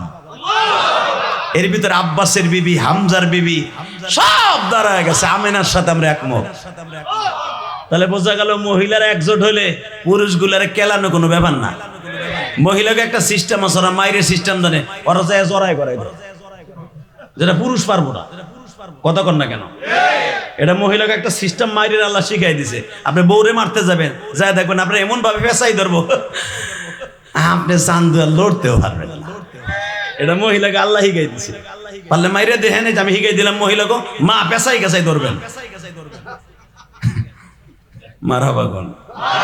এটা ওই জামানাতেই আল্লাহ আব্দুল মুত্তালিব বলে, বৌমা বাড়াবাড়ি করিস না মা, তোরে আমি আলাদা জায়গায় রেখে আসি, কারণ তোর বাইসে থাকার দরকার আছে। আব্রাহা খুব জালিম, যে অবস্থা দেখলাম আমি উঠানতে যাইয়া, বেঈমানের অবস্থা বেশি ভালো না। আমেনা বলে, আপনি থামেন, আমি যাই। কই যাস? কাবাঘরের দরজায় যাই। এখন কানবেন, এ মহিলার গোষ্ঠী, দেখেন আপনাকে পাওয়ার কত পাওয়ার আপনাকে দেখেন। আমেনা পেটটারে টাইট করে বাইন দেয়, টাইট করে বাইন দেয়, কাবাঘরের দরজার সামনে খাড়াইছে। এ কাবার মালিক, তুমি না 4 মাস আগে আমারে কইছো তোর পেটে যিনি আসেন উনি হলো রহমাতুল লিল আলামিন। তোর পেটে যে আসছে সারা দুনিয়ার মডেল সে। লাকাদ কানা লাকুম ফি রাসূলিল্লাহি উসওয়াতুন হাসানাহ। আমি আমেনা গোসলখানায় দাঁড়াইলে গোসলের পানি আমার শরীর দিয়ে যখন বাইয়া বাইয়া নিচে নামে, ওই পানি আর পানি থাকে না, মিশকাম্বার হয়ে যায়। আমি আমেনা যেই গিলাসে পানি পান করি, ওই গিলাসে মিশকাম্বার ঘেরান আসে। আমি আমেনা পাহাড়ের পাশ দিয়ে গেলে পাহাড় আমারে সালাম দেয়। আমি আমেনা কাবাঘরে ঢুকলে কাবাঘরের 360টা মূর্তি আমারে সালাম দেয়। তাহলে বোঝা গেছে এটা আমার বৈশিষ্ট্য না, এটা আমার পোলার বৈশিষ্ট্য। তা আমার পোলারে যদি এত দামি বানায় দাও, এর ওসিলায় কাবাঘর রক্ষা করো, এর ওসিলায় কাবাঘর রক্ষা করো। আমি আমেনা আমার শ্বশুরে চ্যালেঞ্জ করছি, আমি একা কাবাঘর রক্ষা করবো ইনশাল্লাহ। আসলে আমি চ্যালেঞ্জ করি নাই, তোমার এই বন্ধু আমার পেটের তো কইছে, মা সবাই গেল তুই যাবি না মা। তোমার বন্ধুর ওসিলা দিয়ে বলছি, আপনারে ধ্বংস করো, আপনারে ধ্বংস করো। এই যে ছাত্ররা যখন মাঠে নামছে, দেখবেন অনেক মা তার সন্তানরে মাঠে নামাই দিয়ে যায় না, মাঝে বইয়া চোখের পানি ভিজে কাঁদছে। আল্লাহ, আমার কলেজের ছাত্ররা ওরা কিছু পারে না, ওকে বিজয় দান করো, ওদের বিজয় দান করো, ওদের বিজয় দান করো, ওদের বিজয় দান করো। প্রত্যেকটা কওমি মাদ্রাসার ছেলেরা দোয়া করছে। তোমরা মাঠে কাজ করছো, উলামা একরাম মাদ্রাসায় বসে দোয়া করছে। আলেমদেরকে মাইনাস করো না, খবরদার। কষ্ট হইতেছে এখন, চোখের পানি ফেলবেন। আমেনা যখন দেখে কোনো উত্তর আসে না, কোনো উত্তর আসে না, আব্দুল মুত্তালিব পিছনে দাঁড়ানো, এমা আয়া পর, বেশি বাড়াবাড়ি করিস না, চল মা, সময় চলে যেতে, রাইটটা চলে গেলে কিন্তু আব্রাহা আয়া পড়বো। বাজানরে আমি আমার মা বোনদের উদ্দেশ্যে বলবো, মা আমেনা কাবাঘরের তালাটা ধরলেন, নিজের হাতে তালাটা খুললেন গো বাবা।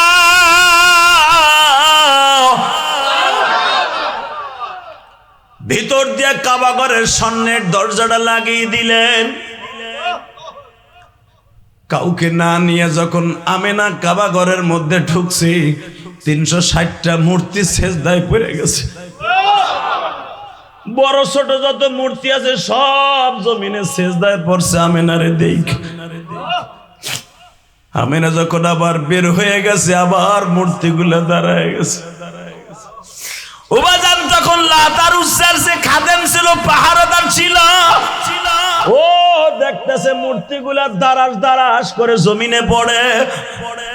আমেনার দিকে একবার তাকায়, মূর্তির দিকে তাকায়, কোষ্টি পাথরের মূর্তি।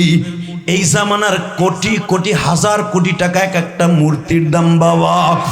এ বাজান, সৌদির জমিনে এখন ওই মূর্তিগুলো আছে। ফাতে মক্কার সময় আমার নবী এই মূর্তিগুলারে ভেঙে তছনছ করে দিয়েছিল বাবা। এখনো পর্যন্ত ওই মূর্তিগুলার মাথা আছে, হাত আছে, পা আছে, জাদুঘরে দেখবেন। মারহাবা বলেন। কোষ্টি পাথর দিয়ে বানানো পৃথিবীর সবচেয়ে দামি, স্বর্ণের চাইতে হীরার চাইতে দামি এই পাথরগুলার পাথর।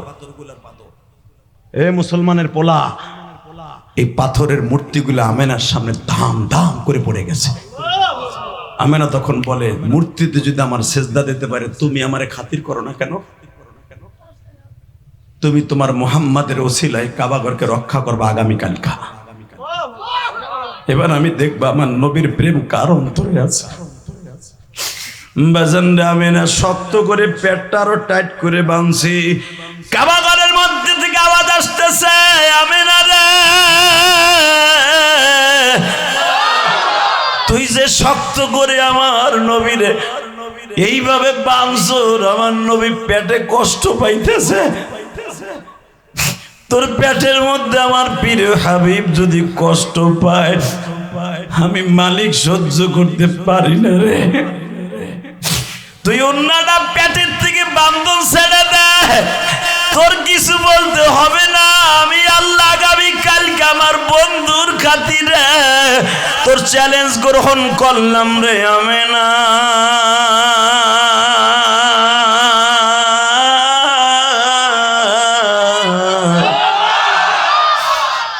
আগামীকালকে তুই একা দাঁড়ায় থাকবি, বাকি কাজ আমি মওলায় করব।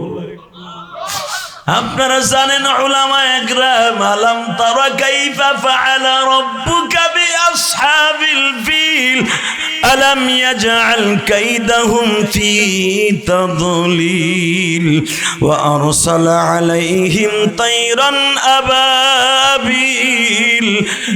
সকাল 10টার সময় যখন বেঈমান হাতিগুলা নিয়ে বাবা রওনা দিয়া বাক্কা শহরে ঢুকছি। ইন্না আউয়ালা বাইতি উযিয়া লিন-নাস লাল্লাযী বিবাক্কাতা মুবারাকাও ওয়া হুদাল লিল আলামিন। মক্কার নাম তখন মক্কা না, মক্কার নাম বাক্কা। কি নাম? জোরে কোন, আরো জোরে। নাম কি? জোরে কোন, নাম কি? কোরআন শরীফ প্রমাণ। ইন্না আউয়ালা বাইতি উযিয়া লিন-নাস লাল্লাযী বিমাক্কাতা নাই, বিবাক্কাতা আছে। পৃথিবীর সর্বশ্রেষ্ঠ হিদায়াতের জন্য প্রথম ঘর সেটা বাক্কা শহরে। কে বলতেছে? ডাইরেক্ট কোরআন শরীফের কথা। ও নবী, বাক্কা শহরে আপনার মা পাগলের মতো দৌড়িতেছে। একবার কাবাগরের উত্তর পাশে যায়, রুকনে ইয়ামিনের কাছে যায়, কাবার ছাদের কাছে যায়, আবার কাবার দরজার কাছে যায়, আবার কাবা হাতিমের মধ্যে যায়। ও নবী, আমি দেখছিলাম আপনার মা কি করছিল। ওয়া আরসালা আলাইহিম তায়রান আবাবিল। আপনার মায়ের কষ্টে আপনি দেখেন নাই? আলাম তারা কাইফা ফাআলা রাব্বুকা বিআসহাবিল। আপনি দেখেন নাই? নবী তো দেখছে, তার মার পেটে দৌড়িতেছে, মা দেখতেছে না। আল্লাহু আকবার জোরে বলতে পারেন না?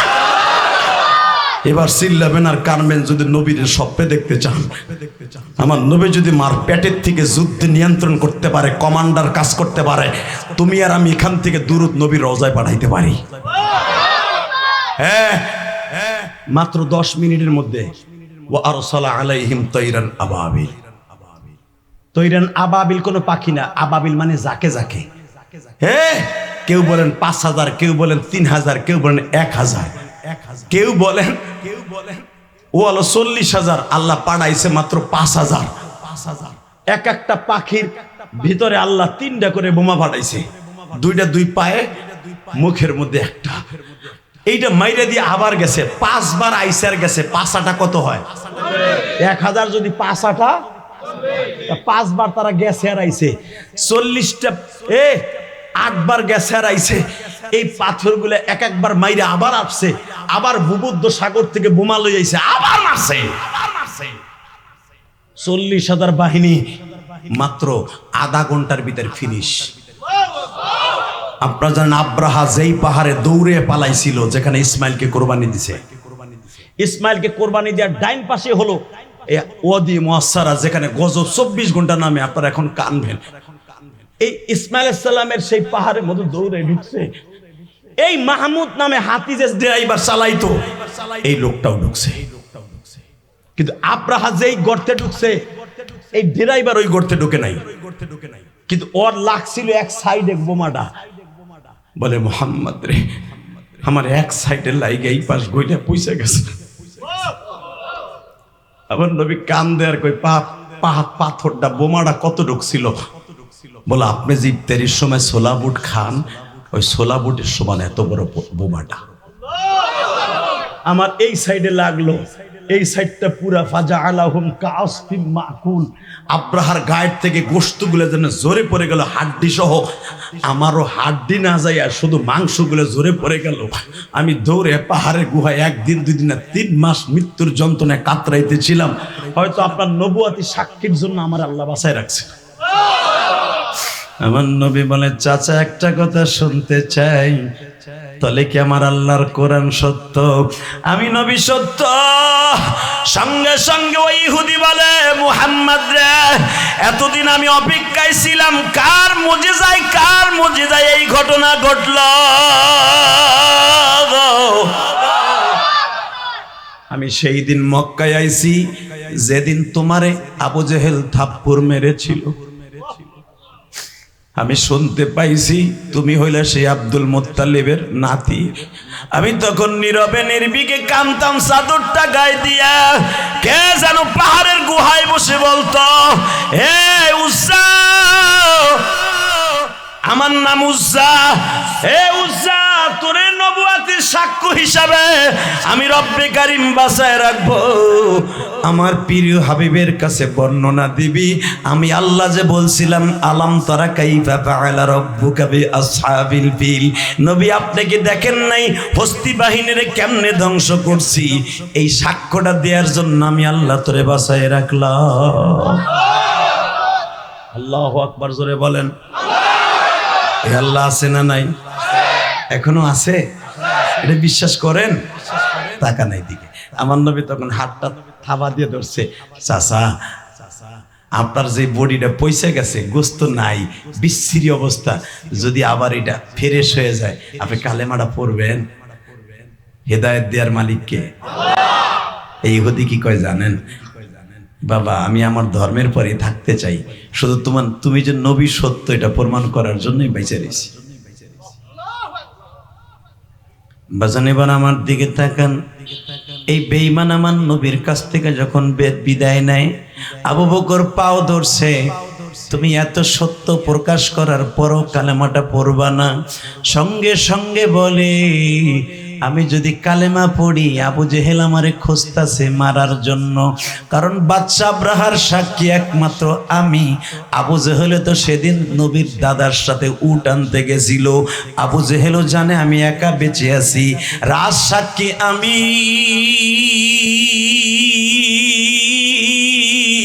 আবু জেহেল আমারে মেরে ফেলবে, এই জন্য আবু জেহেলের মায়ের ডরে আমি আপাতত কালেমা পড়লাম না, পরবর্তীতে দেখা হবে।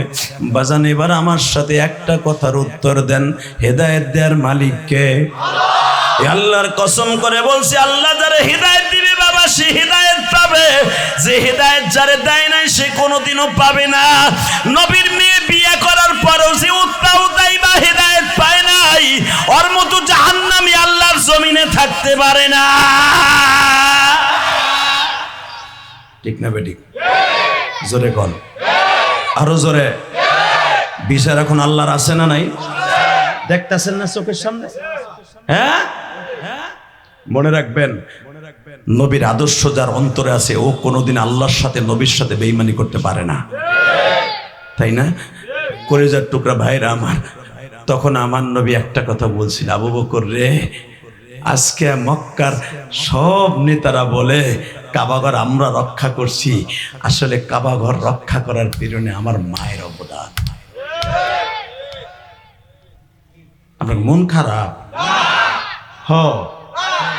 কেমন যেন আওয়াজ হইতেছে, মনে হইতেছে মুখটা কালো করে বয়ে রয়েছেন, বাগুন বেঁচে আজকে লস খাইছেন।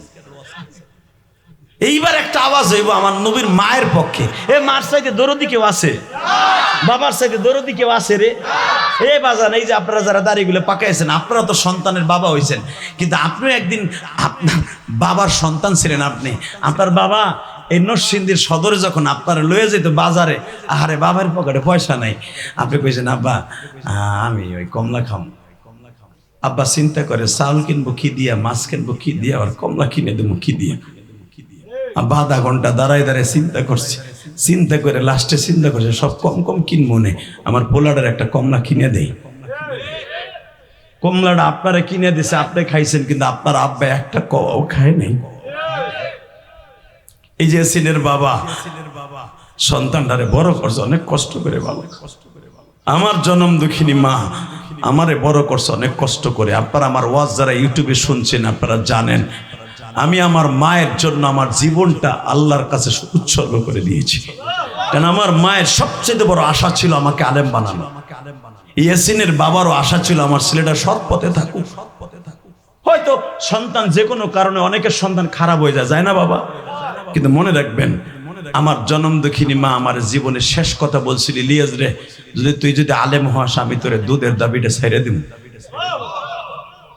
এই কথাটা কেন বলছিল? আমি অনেক দুষ্ট ছিলাম, অনেক দুষ্ট ছিলাম। আমি মাদ্রাসায় পড়তে চাই নাই। আমার মা আমাকে বারবার বলছিল, বাবা আমার দুধের কসম, তুই যদি আলেম না হস আমি তোরে দুধের দাবি ছাড়বো না। আমি এবার এই ওয়াজে শুনছিলাম আমার আব্বার সাথে ওয়াজে যাইয়া, তখন আমার বয়স 12 বছর, যে মা যদি দুধের দাবি না ছাড়ে তার কোনো ইবাদত আসমানে যায় না।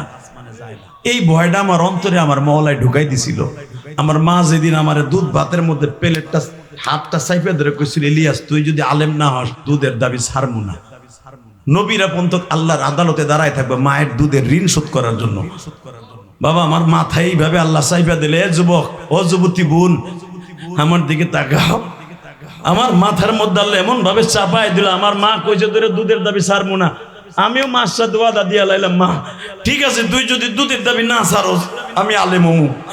কিন্তু মা একটা কথা, আলেম হইয়া বলে ঠিক মতো টাকা পয়সা পাওয়া যায় না, মানুষের কাছে কালেকশন করে খাইতে হয়। সবাই আমার বন্ধু বান্ধবরা বলে, মা বলে কে কইছে তুই যদি আলেম হইতে পারস না, আমি মা তোরে বলে গেলাম তোর ভাত পরে খাইব। যুবক তোর পাও দুটা ধরছি, জীবনে পৃথিবীতে সবচেয়ে সবাই সাথে বেঈমানি করলো, মার সাথে করিস না। যার অ্যাকাউন্টে মায়ের দোয়া আছে ও কোনোদিন দুনিয়াও অশান্তিতে থাকবে না, কবরে যাই অশান্তিতে থাকবো না। আমি তার প্রমাণ।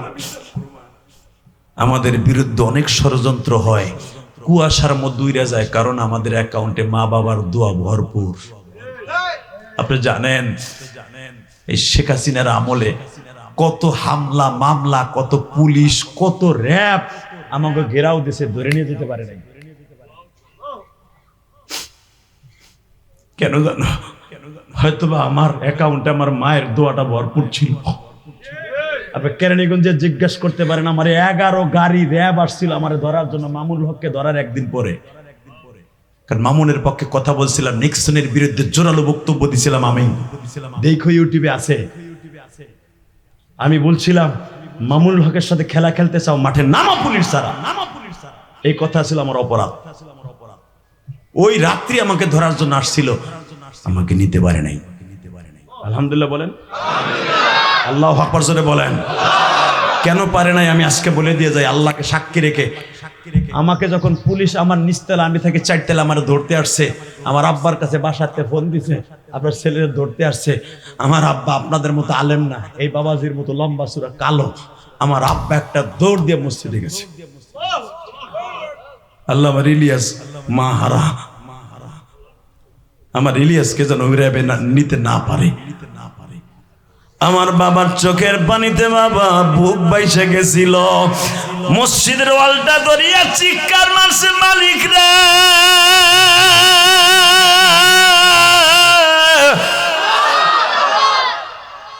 আমার ইলিয়াসকে যেন র্যাবে নিতে না পারে। বাজান আমার বাবার দোয়াই কবুল হয়ে গেছে গো বাবা। 2টা ফোন আসলো, র‍্যাব চলিয়ে গেল। কেন গেল আমি নিজেও জানি না, শুধু আমারে বলে গেল হুজুর মাফ করে দিয়েন।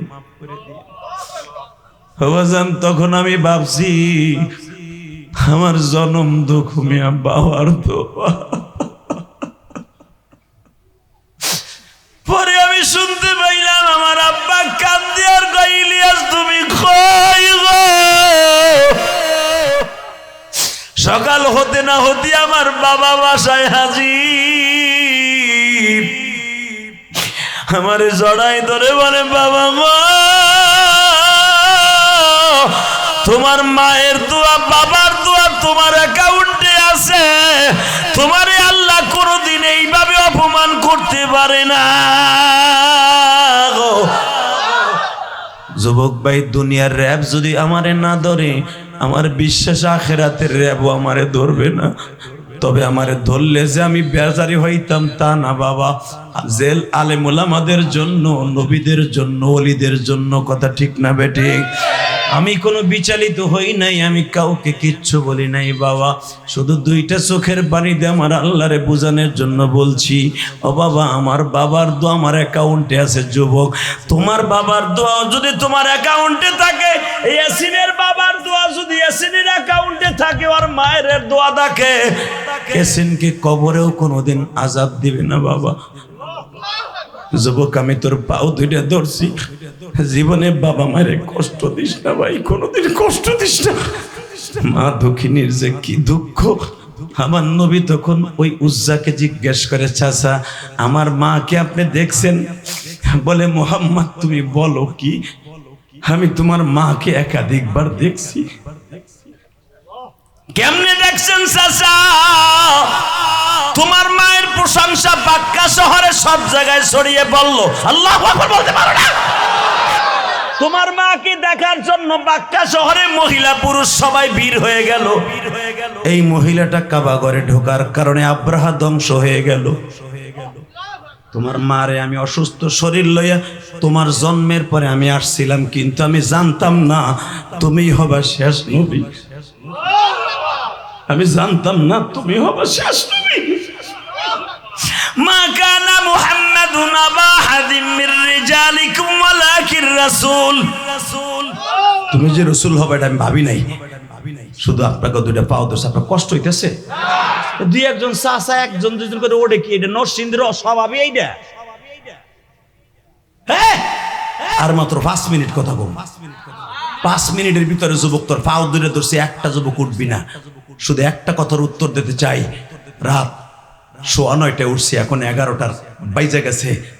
এই 1.5-2 ঘন্টা মেহনত করার পিছনে যদি একটা কথা ভালো লাগে, আমার সাথে ওয়াদা দিবেন, এই জমিনের মালিককে আল্লাহকে সাক্ষী রেখে বলছি, দুনিয়া যার অ্যাকাউন্টে মা বাবার দোয়া থাকবে ও কোনোদিন পরাজিত হবে না। ঠিক না বেটি? জোরে কোন, আরো জোরে।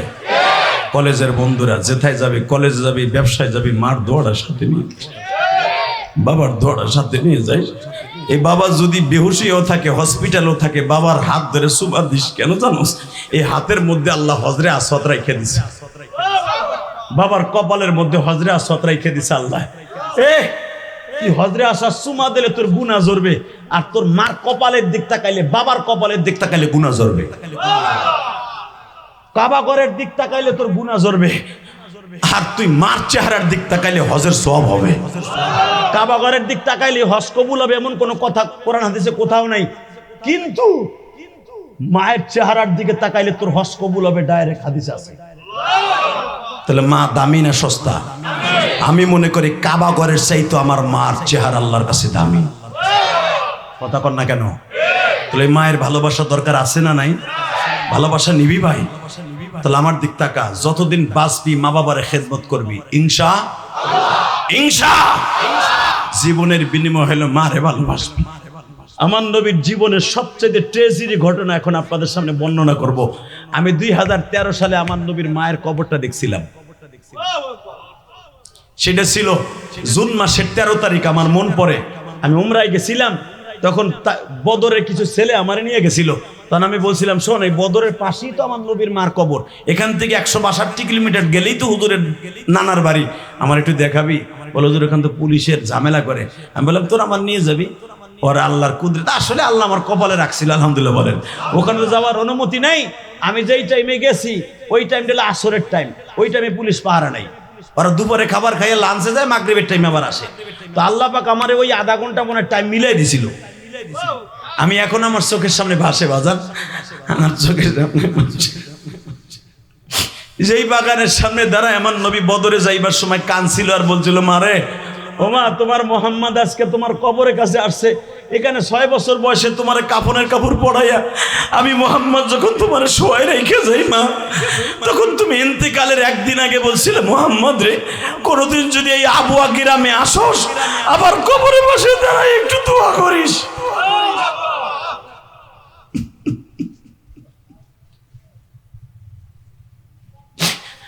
এবার নবী বদরে যাইবার সময় চিৎকার মেরে কাঁদে আর বলে,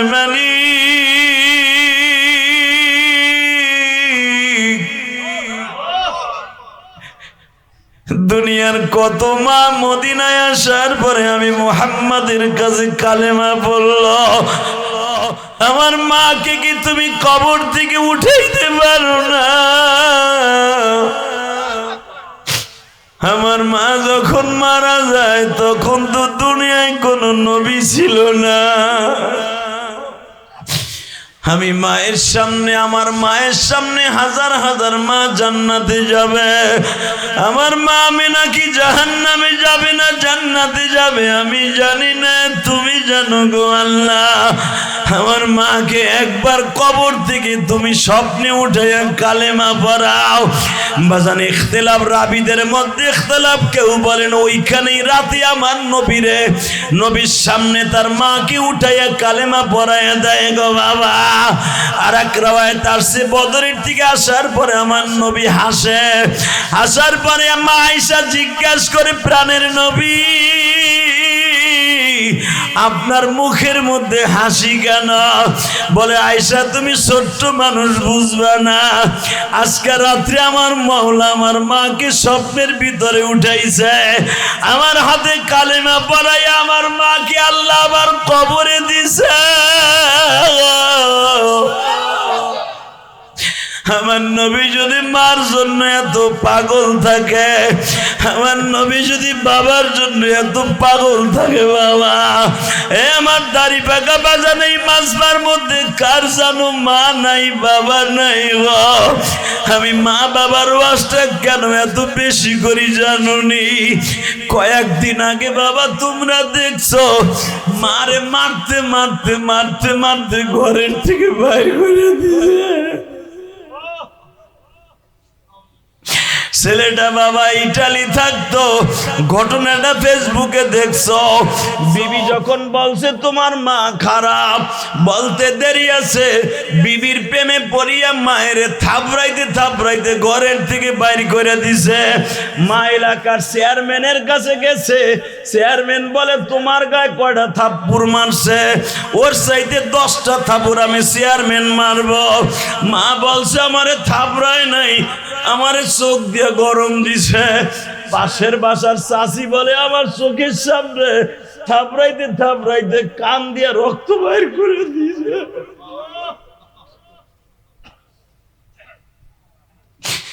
মা চেয়ারম্যান মারবে বিদায় বলে, দেখেন স্যার আমার কান দুইটা ভালো। আরে মা জনম দুঃখিনী মা, মা মা। যখন শুনছে চেয়ারম্যান বলে, তুই দেখছো তুই মারছোর সাক্ষী আছে, তোর মা তো বলে না মারবো। চেয়ারম্যান যখন মার শুরু করছে দৌড়ে মার পা দুটা জড়ায় ধরছে। আপনারা দেখছেন, সারা দুনিয়া দেখছে।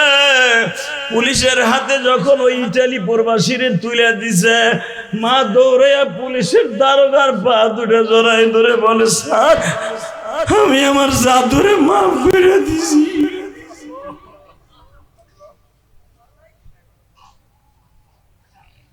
ভাই এ নরসিংদীর ভাই, তোর পাও ধরছি ভাই। আজকে 7ই নভেম্বর, আজকে 7ই নভেম্বর আমার আল্লাহরে দেখা।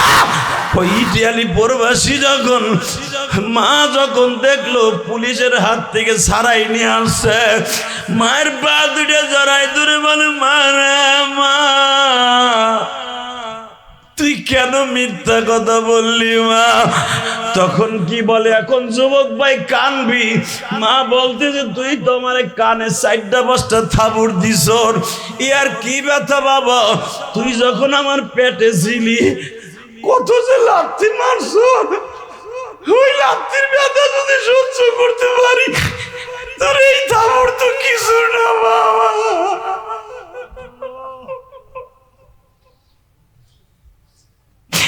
আল্লাহ দেখো আমার দাড়ি বাঁকা বাজানরা কাঁদে।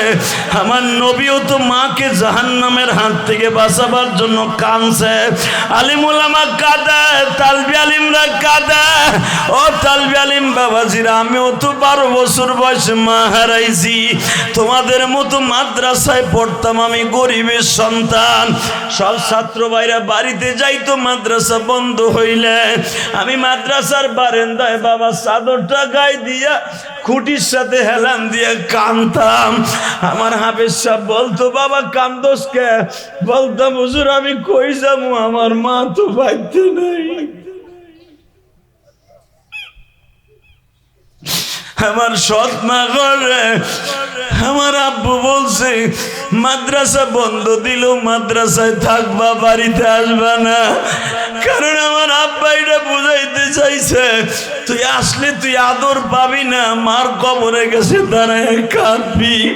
হ্যাঁ তালবে আলিম বাবাজিরা, মাদ্রাসা বন্ধ হইলে বাবার বাড়ি যাইতাম না, আমি আমার খালার বাড়ি যাইতাম। আমার খালা আমার রং বেরঙ্গের পিঠা বানায় খাওয়াইতো। আজকে ইয়াসিনের মার বোন আমার পিঠা বানাই খাওয়াইছে বাবা। পিঠাগুলা যখন সামনে দিছে মজা করে খাইছি, আর আমার খালার কথা মনে করছি। আরে মা, তোমার ইলিয়াজের রাইখা কবরে চলে গেল মা।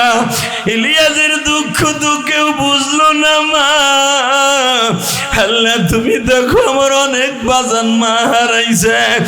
আরে বাবা, শীতের দিন আসলে মায়ের কথাটা মনে পড়ে। মা সিরা খাতা গায়ে দিয়া শীত কাটাইছে, তোমার একটা আমার একটা চাদর কিনে দিয়েছে।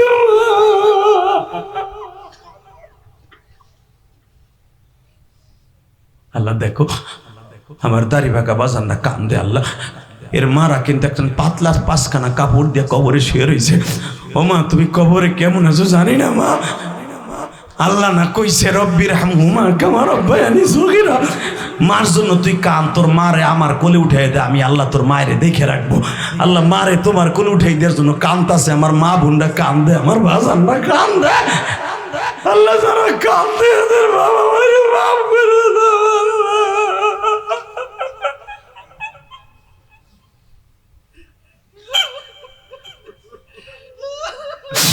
আল্লাহ দেখো আমার ভাই চিল্লায় আর কান্দে। এই নরসিংদীর খিদিরপুরের দিকে তাকাও মালিক,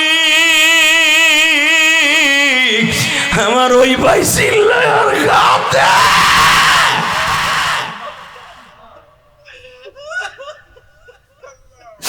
হয়তো মার কথাটা অন্তরে জায়গা গেছে, বাবার কথাটা এখন আমার ভাইয়ের কলিজায় ধাউ ধাউ করে আগুন চলে গেছে।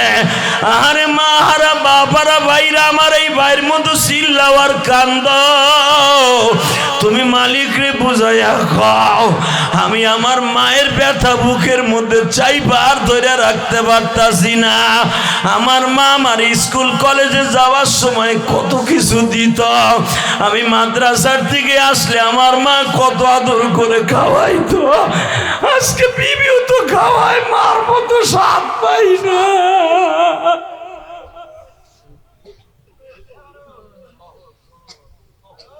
আল্লাহ দেখো কেমনে কান্দে, দেখো খিদিরপুরের দিকে তাকাও। আল্লাহ দেখাও না, একটু দেখো। তুমি না বলে রহমতের নজরে তাকাও বান্দার দিকে। দেখো যাদের বাপ নাই মা নাই, অথবা অনেকের বাপ মা আছে কিন্তু অসুস্থ, ইয়াসিনের বাপটা আজকে পাগলের মতো ঘুরে। সবার ছেলে বাপ পেয়ে ডাকে, আর ওর বাপ রাস্তায় রাস্তায় ছেলে ছেলে কয়ে কান্দে।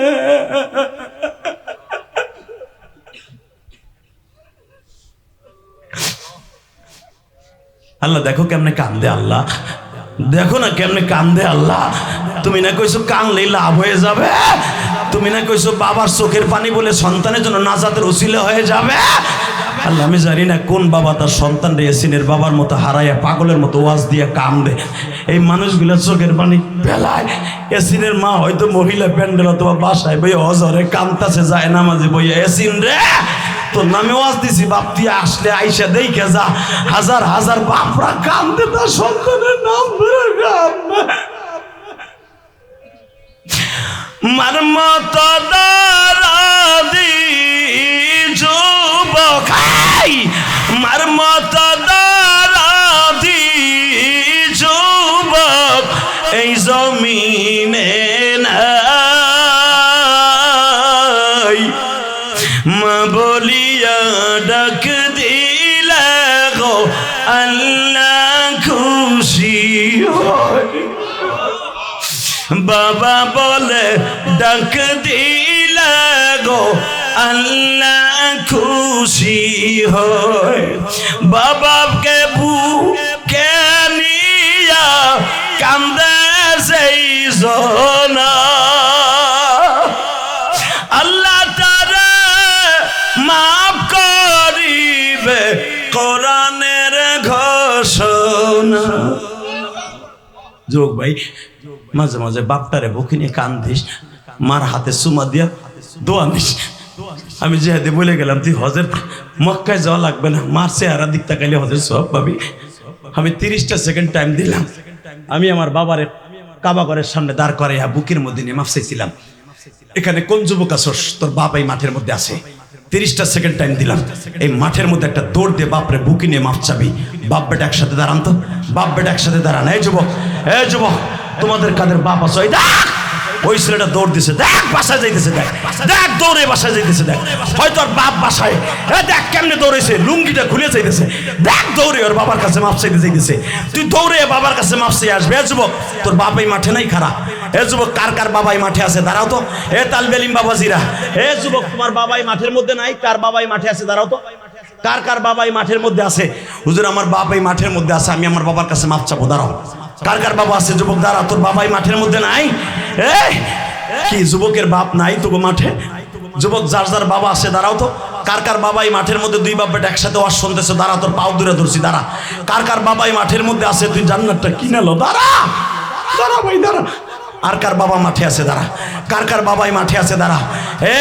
এই ছেলেটা দাঁড়াইছ, ওর বাপ কই? ওর বাপ খারাপ, ওর বাপ খারাপ। তোর বাবার কাছে যা, দৌড় দে, দৌড় দে, তোর বাবার কাছে যা, তোর বাপরে খাড়া কর, তোর বাপরে বুকের মধ্যে না না বাবা আমার না, আমার না, আমার না, আমার আপনার আপনি ধরেন অন্য রে। যুবক একটা দৌড় দে, দেখ তোর বাপ কই আছে, ওই দেখ আর বাপ রাস্তায় খাড়াই রয়েছে, দেখ। এই ছেলেটা লজ্জা স্বরূপ বাপ দিয়া ওর বাপরে বুকে নিয়ে কাঁদতে।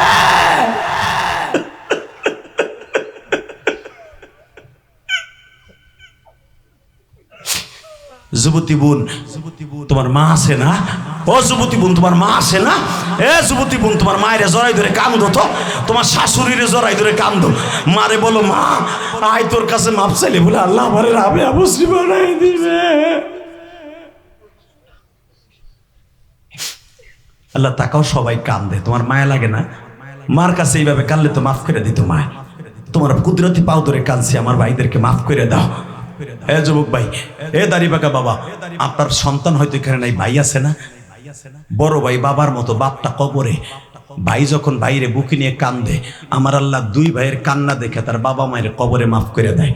আমি বলছি 1 মিনিট টাইম দিলাম, যদি কারো ভাই এই মাঠে থাকেন, দাড়ি পাকে এক বাবা আর এক বাবারে বুকে নিয়ে কান্দেন তো, ওঠেন তো, বাবার কথা মনে করে, মার কথা মনে করে ভাই ভাইয়ের কাছে মাপ চান। জীবনে বড় ভাইয়ের কাছে ছোট ভাই আজীবন ঋণী, মরার আগ পর্যন্ত ঋণী। আপনি জানেন না, কিয়ামতের মাঠে প্রথম বাইরে খুঁজবে ভাই। ইয়াউমাইয়া ফিরুল মারউ মিন আখি, কোরআনে আছে না নাই? সর্বপ্রথম বাইরে কিয়ামতের মাঠে ভাই খুঁজবে একটা নেকের জন্য। সেদিন কেউ রেখেও দিবে না। আজকে যদি মাফ করেন, ভাই বাইরে মাফ করবেন। ওঠেন, এক ভাই আর এক বাইরে বুকে নিয়ে মাফ চান তো। কোনো যুবক নাই এক বন্ধু আর এক বন্ধুরে বুকে নিয়ে মাপ চাইবা? কোনো যুবতী নাই এক বান্ধবী আর এক বন্ধুরে মাপ চাইবা? কোনো বাবাজি নাই যে দুই ভাই একসাথে ওয়াজ শুনতে আসছিলেন, ভাই বাইরে বুকে নিয়ে মাপ চাবেন? হয়তো আপনজন আপনাকে নাই, মাপ চাইলেন না, কিন্তু ভুল করলেন। ওই দেখো, দেখো, দেখো, দাঁড়াও তোমরা দুই ভাই, দাঁড়াও, দাঁড়াও, বড় ভাইরে দাঁড় করা, এই! দাঁড়া, ওই দেখ ভাই বাইরে বুকিনে কান্দে, ছোট ওই দেখ ছোট্ট দুটা বাচ্চা, দেখ তাকাইয়া ভাই বাইরে বুকিনে কান্দে। আজকে এসিন বাইসে থাকলে ঠিকই আর বাবারে জড়াই ধরে কাঁদতো। আল্লাহ যারা কাঁদতাছে তাদের চোখের পানি কবুল করো, জোরে কোন আমিন, আরো জোরে বলো আমিন। আমার সাথে ওয়াদা দিতে হবে, একটা লোক মার ছাড়বেন, আলহামদুলিল্লাহ বলেন। বাবা আমার কথায় যে কান দেন, এটা আমার ক্রেডিট না, এটা আমার মায়ের দোয়া, আমার বাবার দোয়া। 30টা সেকেন্ডে বলবো, আমার মা ইন্তেকালের আগে বলছিল, ইলিয়াস রে তুই যদি কোনোদিন টাকার মালিক হস একটা মসজিদ বানাবি, আমি মায়ের ওয়াদা। আমার মায়ের ওসিয়াত পালন করতে যাইয়া আমি 4 কোটি টাকা খরচ করে কেরানীগঞ্জ একটা মসজিদ বানাইছি, আলহামদুলিল্লাহ বলেন। ওই মিডিয়ারে জিগাবেন, যাইয়া দেখবেন আমার এই ওয়াজের সমস্ত টাকাটা মসজিদে যায়, আলহামদুলিল্লাহ বলেন। আমি 2টা বাড়ি বেচছি কেরানীগঞ্জে, কেন জানেন? শুধু আমার মায়ের ওসিয়াতটা পালন করতে যাইয়া।